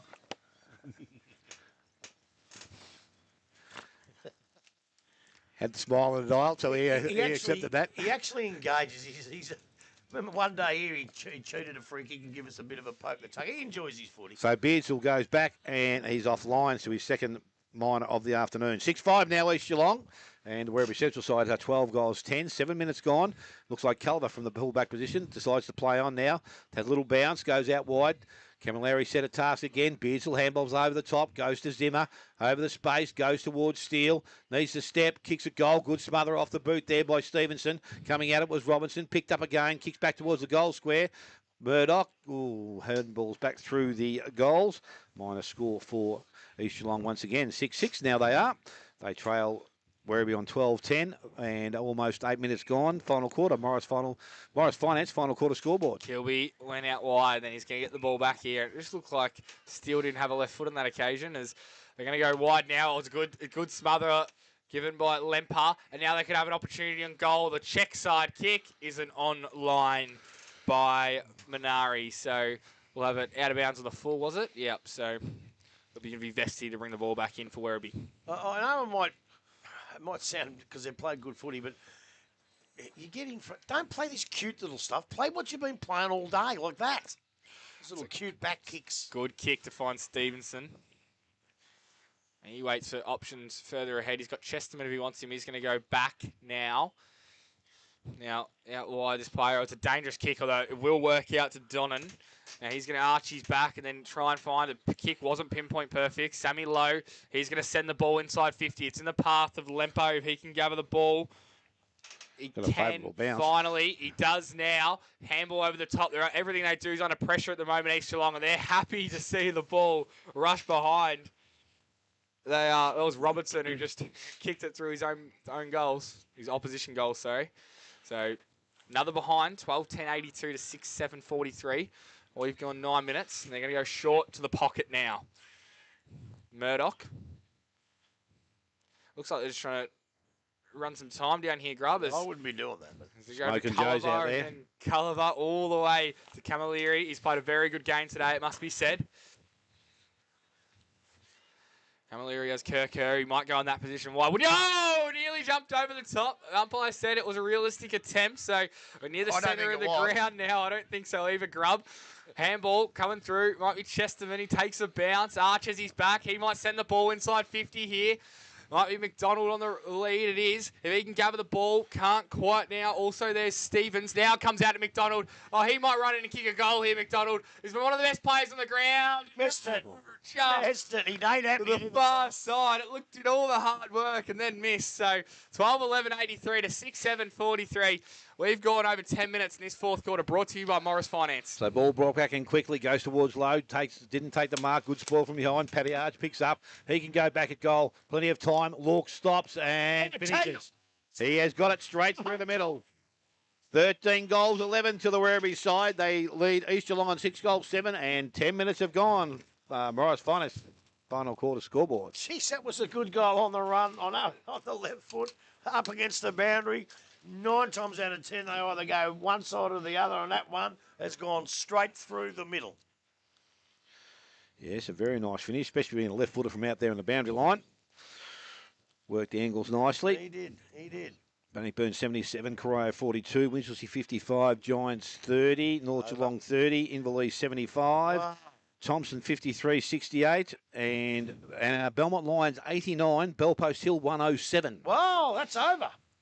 No, I wouldn't say it's over, but... Oh, you come from that far down and get that far in front. I don't think Belmont get back from there. Belmont must have the breeze, I reckon. But anyway, ball from the middle of the ground. Daly taps it down. Gee, they've done that nicely to Crennan. Into the half-forward line. Dixon's got the spoil up. Coming through to give him support was Simons. Went back to where it's Crennan. Picked up by Dixon. Got the handball outside. They went to Camilleri, but he couldn't pick it up. Picked up by Houlihan. He's tackled. Did he have prior opportunity? Umpire said no. It's going to come back, and the umpire will ball it up just outside forward 50.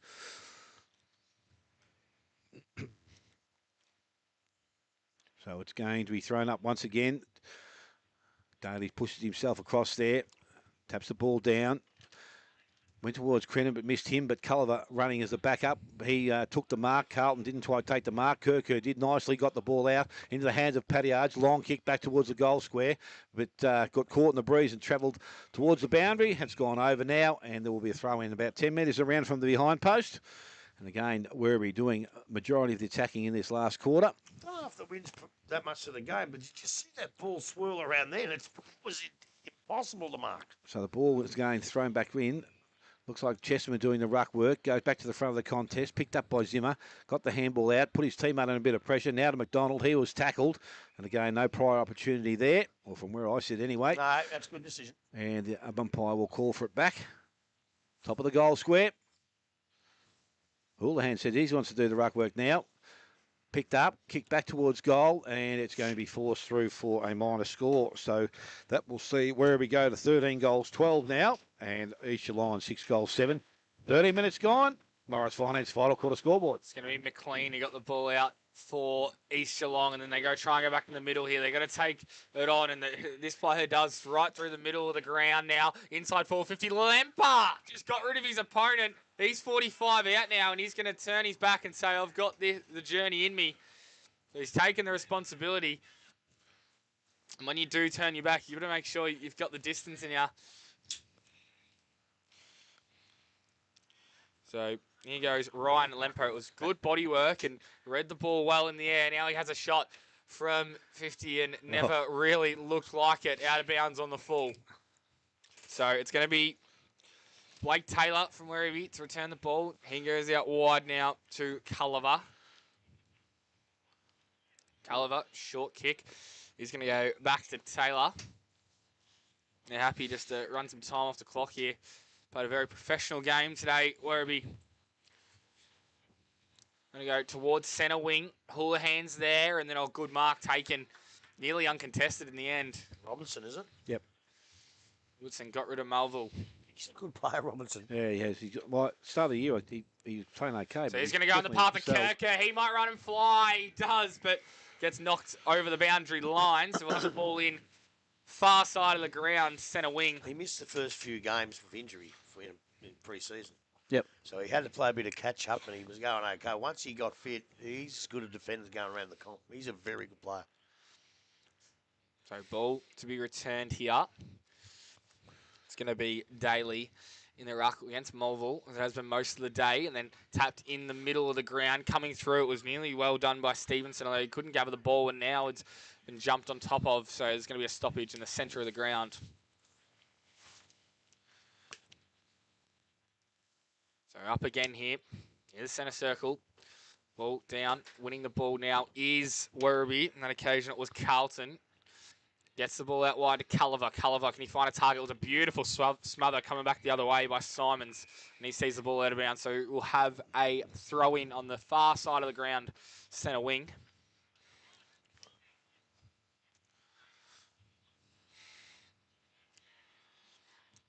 Ball to be returned here now. We've had a ruck change as well. Robertson in the ruck against Morville. Robertson does win that tap down. Oh, it was a beautiful pickup. I think it was Carlton. Got the ball on the boot. Now inside Kirker. Can he take the mark? No, it was a good defensive mark coming back the other way from Flintoff. Got rid of Kirker, then took the mark himself. Now they're going to go out wide to Payne. Payne takes the mark. He's not going to go quickly. He's going to stop and wait for some options to present. He's got Nolan. He's not going to go there. He might go to his captain in Allsbrook, and he does take the mark. He might even be the coach too. Yeah, sorry, the coach. Allsbrook now. Doesn't get too much of the football, but he's a good defensive mid. Goes down that line looking for Ezard. Comes over the top. No player could win it now. Beardsall got boot on the ball, though. It's all Werribee players further afield.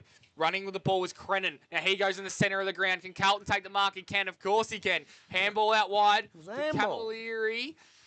Over the top now to Culliver. Culliver going to go back to Carlton. Carlton takes the mark. He's going to send him inside 50. Where he's going to take the mark. It might be Houlihan. Gets over his head now. Well placed East Geelong defence. They're going to go all the way back to O'Brien Henderson. Brian Henderson wide now. And finding the mark is Mulville, the Austin variety. He's going to go to Sam Lowe. He's got found some space just in front of us in the broadcast position. Near centre wing now. Sam Lowe. Chip kick. Back. Now in the middle. They're going to work the hands out. Might get the 1-2 here. There's Payne. Sends him inside 50, but it's all Werribee.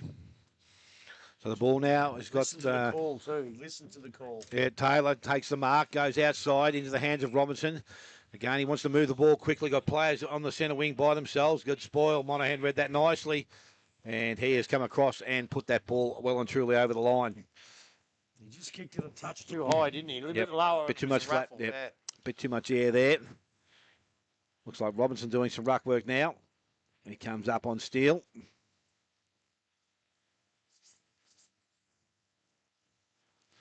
I'd love to come and help you, mate, but it'll take me 3 hours to get down there. Oh. He might not get back. Ball is now back with the umpire. Someone's done it. Might have been the cameraman with it.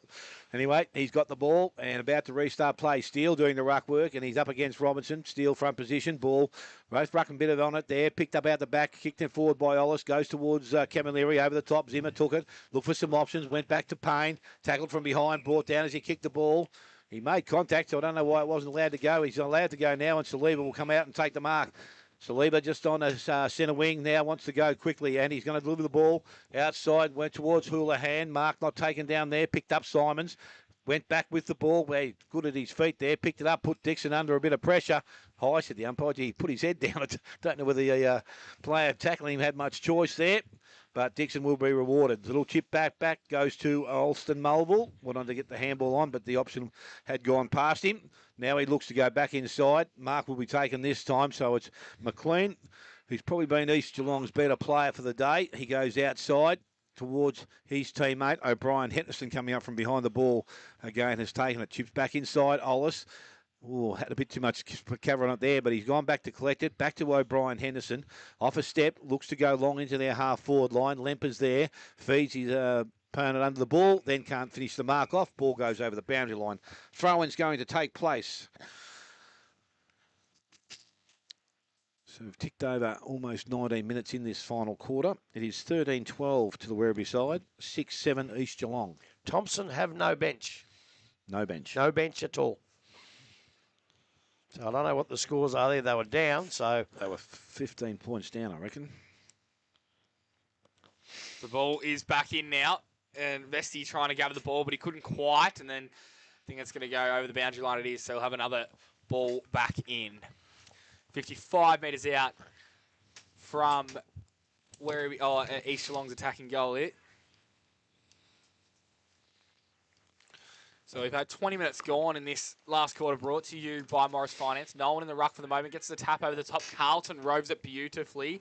Now handball, and it's going to be parried over the boundary line, so we'll have another stoppage. Another ball back in, 55 metres out from East Geelong's goal.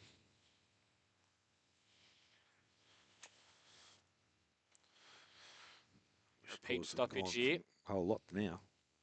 Down now, Nolan. On that occasion, it's versing Robertson in the ruck. Neither team really win it. Robertson tries to win his own ball and then pushed over the boundary line is Steele. So we'll have the third repeat throw in from the exact same spot. Score is 13-12, 90 to 6-7, 43 in this last quarter. Ball's back in. Nolan now down. Neither team could win it. Now the ball gets towards the centre, so we could have some clean play here, although Steele's wrapped up instantaneously, and we'll have another stoppage.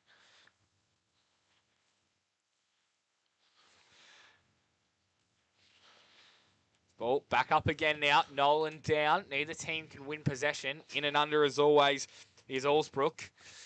Another stoppage here. 50 metres now out from goal for East Geelong. Ball up and under now. Carlton chasing it, and here goes Camilleri. He arches his back, kicks in the path of Kirkham. Wheel and go. He's McDonald with a shake and bake to Houlihan. He might work it out. Camilleri started roll. Can he finish it off? He can. What a goal! Case to case, Werribee. 14-12. 96 to 6-7, 43 East Geelong. 22 minutes gone in this last quarter. Brought to you by Morris Finance. And that's no contender. That is the Kempy Engineering Play of the day. Unbelievable football. And they've played very, very good footy all day. I reckon they've been kicking themselves for the fact that they probably should have done it earlier in the year and they could have been contended in finals. But they're very, very good bit of footy to top off a really good day for the Werribee Centrals Football Club. Camilleri straight off the ground there, hobbling a bit. So obviously didn't finish himself that well. But Daly now back on the ground. Seeing Robinson's going to be pushed forward now. So ball back in the middle, as we said. Over the top, Daly gets the ball down. Culliver on the right boot, goes out towards centre wing. Lowe will lead in the race for the ball out there. He's got time to pick the ball up. Handballs out the back towards Flintoff. He looks back inside. Kick will need to be good. Missed the target. Straight into the hands of Donnan. So Donnan wanted to go. Call the play on now by the umpire. Goes low and flat into the goals. Through the hands of a number of players, but it's been kicked out back towards centre wing. Coming out after the ball is Stevens. He's got some opposition there. Mulville's there. Handball's back inside. Beardsall now has the ball. Takes one bounce, looks up. Goes long into their forward line. Out the back towards Payne. Over the top it goes. Too much carry on the ball and it goes over the boundary line. And we've got our wish mate. Gilbert is now back playing on the big fella in Ezard. And... Yeah, 9-12-66 Thompson and 9-14. 68, 90 seconds to go. With bench, Thompson can... We'll soon find out, Grubb, as the time pieces on, and the ball now is pushed out the back. Daly goes back to the front of the contest. Now there's a decision being given. Advantage has now been paid, and Culliver takes off with the ball. Plays on, goes through the middle of the ground. In front, McDonald. Good work there by the opposition now with Brian Henderson. Went back and got the handball back into the hands of Wallace. Outside the ball goes. Good spoil outside there on Payne. Taylor did nicely. Wins possession of the ball. Kicks round the body. McDonald, who continues to work, is chasing the ball. He needs to pick the ball up. Ball has gone over the boundary line. I think he's about had it. And he's going to be heading straight back to the goal square now for a bit of a spell. I'll tell you who else has worked very, very hard today. Blake Taylor's worked very, very hard today. Been good back there since he come on the ground. He's been a very good player for Werribee over the last, well, through his duration, actually. He could nearly been in that side as he's done his work. I might put him in. The ball's back in now. Ball kicked over the top now. A bit of an up and under kick in the path of steel. What a beautiful one-handed mark taken, going back with the flight. That's not the coach, is it? Yep. Ah. Well done from Reece Prismal. He's going to go wide now, and then the ball's going to end up with Culliver, as it so often does. So Culliver holds the ball true centre wing. He's happy to just go back and not take a risk at this time in the match. Chip it around a little bit, play some possession football. You know, down that line, coming through was a good mark taken. It's Prismal again. I'd say don't muck around with it. Just keep going and see if you can kick a few more goals. It's not often you beat East Geelong a good side that often. Get stuck into it. So lowering the eyes now, going the path of Houlihan. He's going to gather the ball, give the quick hands over the top now. This could be another goal. Chesterman is going to go to the top of the goal square, over the top. Might be Kirker. He might swing around and kick a snap. No, he's tackled. It was a good tackle coming back the other way. Saliba's there as well. One hand around. Good tackle. Hold the ball. Well done from Monahan. Could be 50 as well.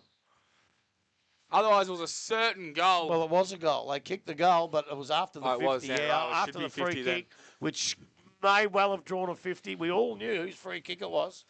It couldn't have been a Werribee one. Yep. One's dropped off. I can't get them back. I think they're all dropped off. Oh, have they? Yeah. Okay. So the ball now from the back pocket, kicked out by Monahan. Low will be the only one that went up for that mark, and he will take it uncontested. So just short of centre wing, wants to go back and looks into the middle of the ground.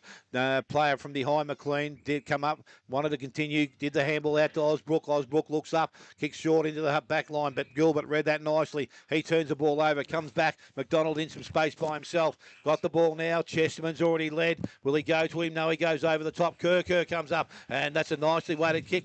He did drop the mark, but the umpire says he held it long he's enough. played it. Not too sure that was the case either. It was a very short I've got a grab. feeling the umpire's Blown blown his the whistle. thinking he would mark it, and he didn't quite hold it. They're allowed to change their mind, aren't they? Could call play on after it. Well, the rules say no, but I know they do it. Yeah. I would have thought that would have been a good call. So it's 26 minutes in. Kerr with 3 goals for the afternoon. And looks like he thinks he's in range now, so he's going to go back and try and load up and kick his fourth.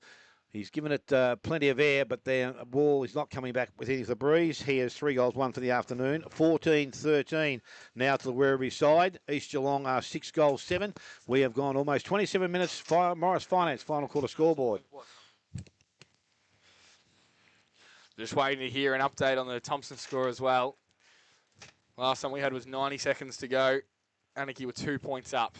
Well, that 90 seconds has elapsed. Yeah, And definitely. Tagani hasn't texted me. Nah. So it's going to be Jake McLean to return the ball. He can hold his head high. He always gives 100%. This weekend, last week's been in the better players for East Geelong. No doubt. Goes straight up the guts. Good kick. As it gets over the top. Who's the free kick going to go? It's going to go the way of East Geelong. Oh, had to. So now in the middle of the ground, give the handball pass. It wasn't the best of handballs. Couldn't control the ball. Now Regan Vesti's going to go out wide.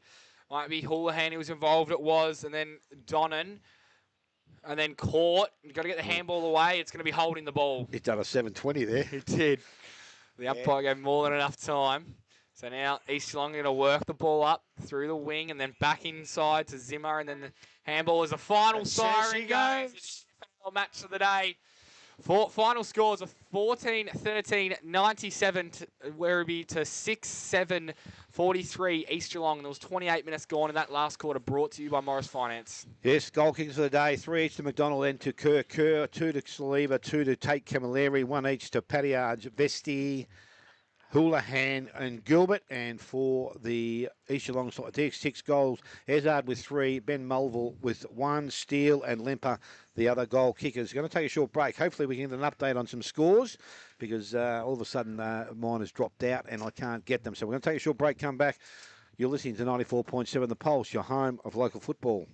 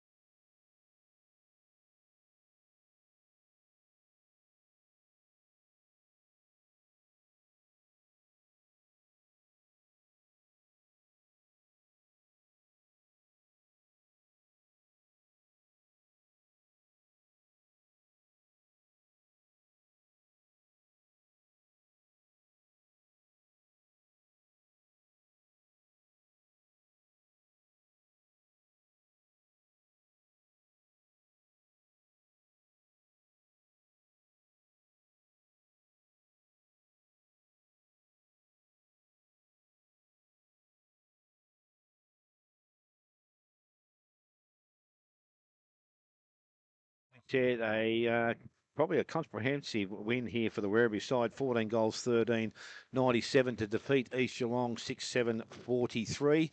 2 weeks in a row now, East Geelong have come undone. So it's very interesting to see what will happen there, because as I said, it's important to keep winning games of football as you're approaching finals football, and they've lost their last two, but they still have some games up their sleeve, as we know.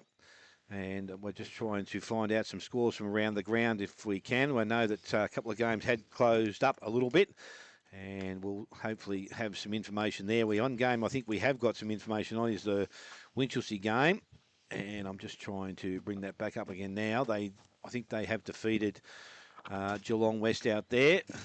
So it's 62 to 43. That is final, I think. Anarchy have defeated Thompson. Anarchy have defeated Thompson. Yes, we did say that was what, 7 points? Seven. Goal on the siren, yeah.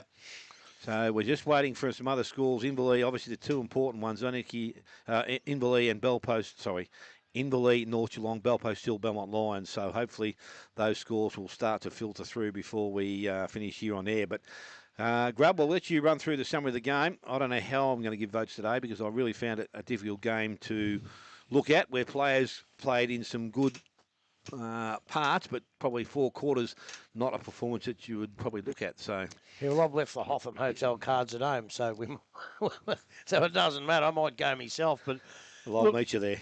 At the start of the game, I come to training Thursday night. I had a look at the way they were going. They were really keen. That's the best I've seen them, and that's why I gave them a chance to win today. But looking at that scoreboard from across here now, I would never, ever, ever have predicted that.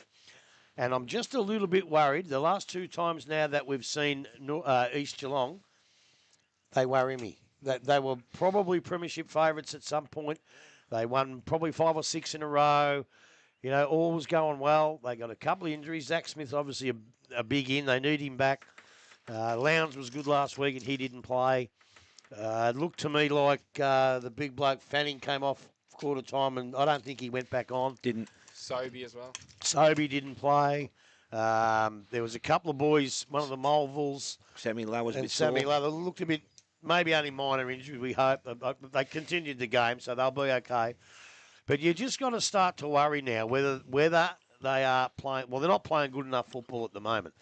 But as you said, Smithy, there's 4 or 5 weeks to go till they get onto St Albans, but they really have to turn it around. They're in a bit of a form slump, and they really have to turn it around. Otherwise, their finals series again might go the way it has for the last couple of years. So I don't know what they do. I think they need some improvement with a few of their blokes. Look, they've relied a little bit on the big fella Steele. He was pretty well beaten today. So he needs to sort of get up and run and kick some goals for him. The big fella, Ezard, he's all right. I know I kept saying he's on a little fella, but you still got to do it. And he kicked 3 or 4 goals, set a couple up. So he was all right. Beardsall was pretty good. They left him alone for a while. I thought Sammy Lowe was quite good. McLean, good again for 2 weeks in a row. Brian Henderson showed a bit. I thought Jacob Nolan battled his heart out. He was too small for Daly, but he battled his heart out. Ollis done some nice things, and Austin Mulvale done some nice things. I just think they need a little bit more out of a few more if they're going to match it come August, September. Centrals, on the other hand, well, you see the way they played the game today, and you sort of look to yourself and say, why aren't they playing finals? I've said along their best football's as good as anyone, and they haven't quite been able to put it together for 4 quarters.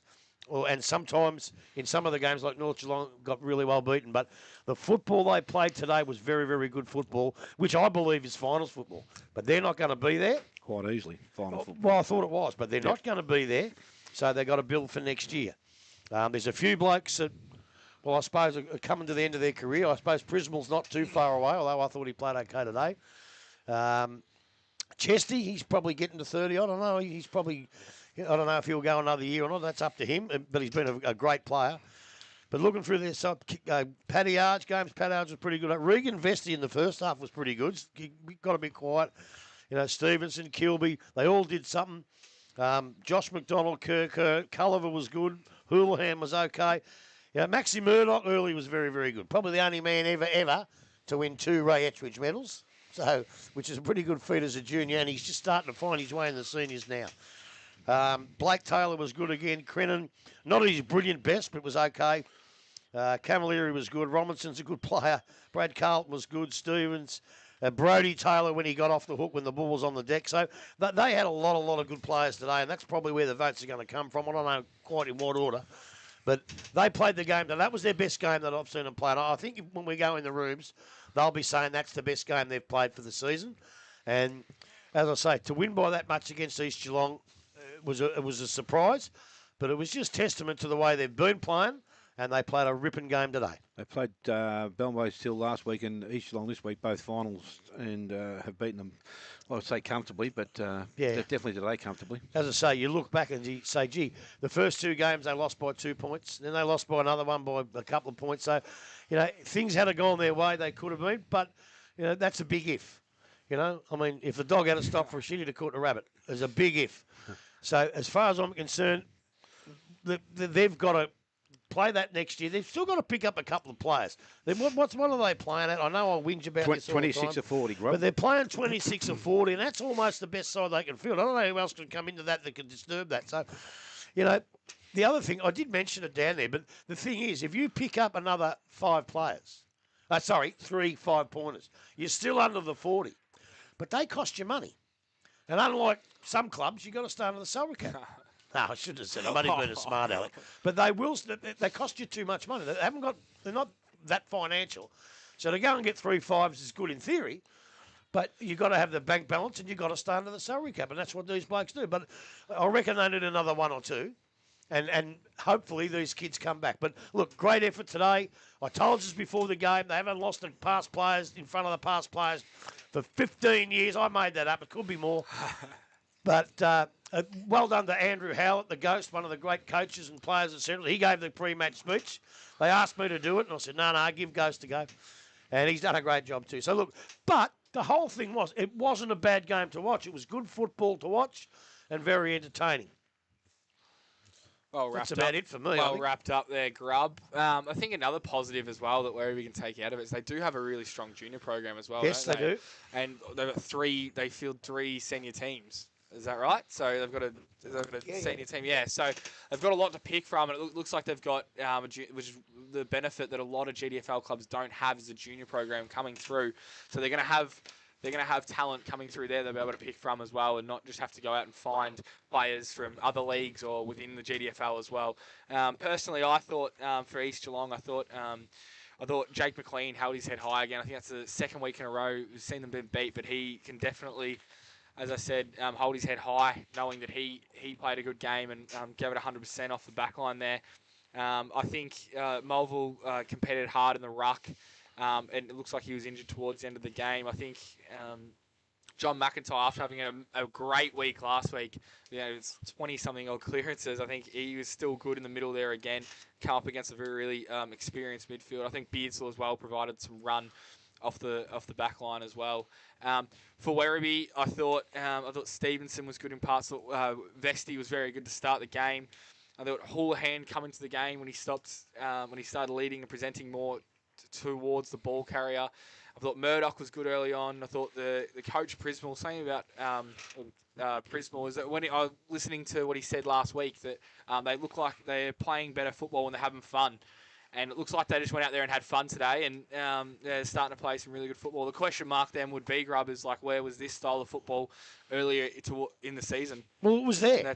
It was there, but just not enough of it. And today, no consistency. Yeah, today it culminated in they played good footy for 4 quarters. Because if you didn't watch any other game of the league this year and rocked up and watched today, you'd probably think that Werribee are one of the contenders for the premiership. Well, that's fair enough. I know your votes last week were absolutely disgraceful. So I've been told by the East Geelong players and a few more. You admitted it yourself, so have another crack and see if you can do any better today, champ. 1 vote I'm giving to Bradley Carlton. I thought he was in and under all day. I thought in the middle. I thought he was a good link-up player in the middle of the ground as well, and I thought his disposal efficiency was really good. I've given 2 votes to Kirker. I thought he flew at the ball all day. What did he end up with? 3 or 4 goals. That was really dangerous at ground level, but also leading up, presenting well and being a link player at that forward 50, the half forward. And then Josh McDonald, I gave my 3 votes to. I thought not just his goal kicking ability and the way that he can bring other players into the game, but also the pace that he had and his disposal efficiency going inside forward 50 and also in the back half. All right. Are you going next? Well, I'll go next, and as though you're busy looking at your tab account. It's not my tab account. I'm trying to. I've got another update score there. I know Bannockburn have defeated Corio 97-45, and the 2 games that I want to know about, North Geelong and Inverleigh, and also Belmont and Belpost Hill, I haven't got at this stage or haven't come through. So they're the 2. We know that Anarchy have beaten Thompson, and we know that obviously Werribee have won, and we know that Winchelsea have beaten Geelong West. So 2 more games. Inverleigh have won. Inverleigh have won by 10 points. That's okay. Well, that must have just come through. So the only game we don't know now is the Belmont Lions Belpost Hill game. So if there's anyone out there listening, knows our numbers, send it through. It'll be muchly appreciated. Right, I grab your votes. I don't know. I've got no idea. I've got the players, and I don't know where to put them. Right, I've got 4. That don't go into 3. No, I know. So unless you want to give them, we've got 9 votes. You give them 2, 2, 2, and No. Unfortunately, and I loved his game, Kirker. I thought he was magnificent. I'm going to leave him out by a 15th. Just leave him out. So I give 1 vote to Brad Carlton. I thought he was pretty good most of the day. I gave 2 votes to Josh McDonald, and for his goal kicking, for his work up on the wing, and for his chasing and harassing down back, which was just terrific. But I thought Tate Camilleri was just magnificent all day. He was just fantastic, and he got my 3 votes. Okay, well, I've got 3 completely different votes here. I've got 1 vote to Jake McLean of East Geelong. Oh, you've got to be kidding. He's worked for, you have got to be kidding. As an opposition player. You rip things every bloody time. No, he did his job out there this afternoon. And I think the result would have been a lot worse if he hadn't been out there for the East Geelong side. Turn him off. 2 votes to Regan Vesty. I thought he was very good at the start of the game when the game needs to be set up. Got to get a kick in the second half, though. Yeah, he had a couple, not many, but he did the work. But I reckon that bloke that gave him the armchair ride was Paddy Daly. He set everything up, and I know his ruck opponents weren't that tall, but he just simply dominated and gave them some clear clearances out of the middle. And if it wasn't for his tap work, then some of those goals mightn't have been scored. So I reckon Paddy Daly was my best player. They are the worst 3 votes ever given. It wasn't too bad this week, was I? Ever given out of this. They are the worst votes ever given. All right, so that leaves Josh McDonald with 5 votes as the winner of the Hossa Motel dinner for 2. Well, I'll go along with that. It's fair enough. Yeah. Maybe we'll just take it and give it to Jake McLean, you idiot. Oh, no. Unbelievable. Anyway, so that's where we're at this afternoon. Obviously, there's a lot not going right in the box this afternoon by the sound of things. And that will just help add to things in the day. So we can tell you now that that things are looking a little bit more clearer. We said Bannockburn are winners, Winchelsea are winners, Inverleigh are winners, Anarchy are winners. And again, the only game that we have got pending is the Belmont Lions Belpost Hill game. Werribee also convincing winners here this afternoon. So hopefully those scores that's out there that we'll soon find out, I suppose, at some stage this afternoon, that those final score from Belpost Hill and the Belmont Lions. Yes, mate.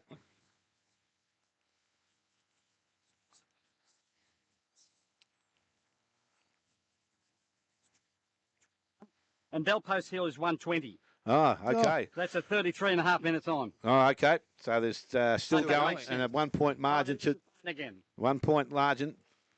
Game's probably over. 33 minutes gone. Belmont in front by a point. Yep. There's been 240 points kicked in the game. Unbelievable. That's just why this is such a magnificent league, gentlemen. That's it. Grub, you've got some sponsors to thank. Before we go, we'll get another score hopefully before we go, but I always love to thank Buckley's, one of the greatest establishments probably in the world.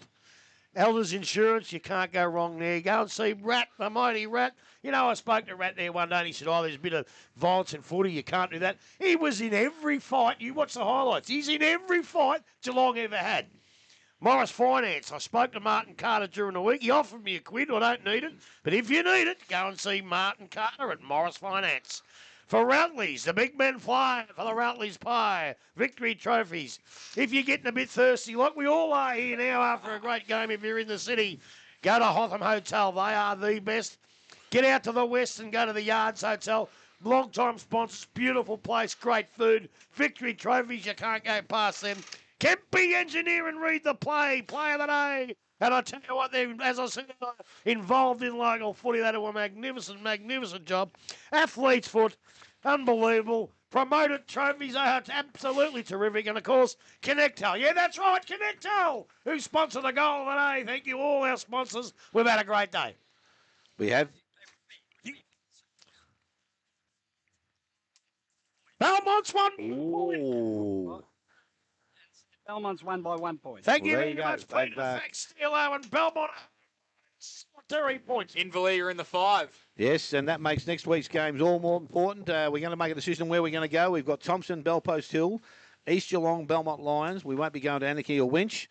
Inverleigh take on Werribee Central, so that has some relevance. Corio take on North Geelong, and the Giants take on Bannockburn. So I think it's got to be probably one of those top 2 games. Thompson, Bellpost Hill, or East Geelong versus Belmont Lions. 1 versus probably 2, I would think. Would have to be that one, wouldn't it? Well, we are going to Thompson, I think, the week after, maybe. Well, we're looking at Thompson East the week after. Yeah, the week after. So both of those sides, that means it'll be East 4 in a row. Yeah, so you probably have to go to the other one. Well, we you do can't. that. You can't. We got Thompson and Bellpost Hill then. Yeah, It'll have to be that. sounds good. It'll have to be that unless you want to go to the Giants and Bannockburn, which I don't think's No. appropriate. The other interest game would be Inverleigh to see if they continue their winning form. But that's all right. Yeah. We'll go Thompson, Bellpost Hill. Righto. Thompson and Bellpost Hills next week. So everyone out there listening, that's where we're heading to. So everyone, thank you this afternoon for listening in and watching online on whatever they do these days. But yeah, listening to 94.7 The Pulse, your home of local football. Okay, thanks very much.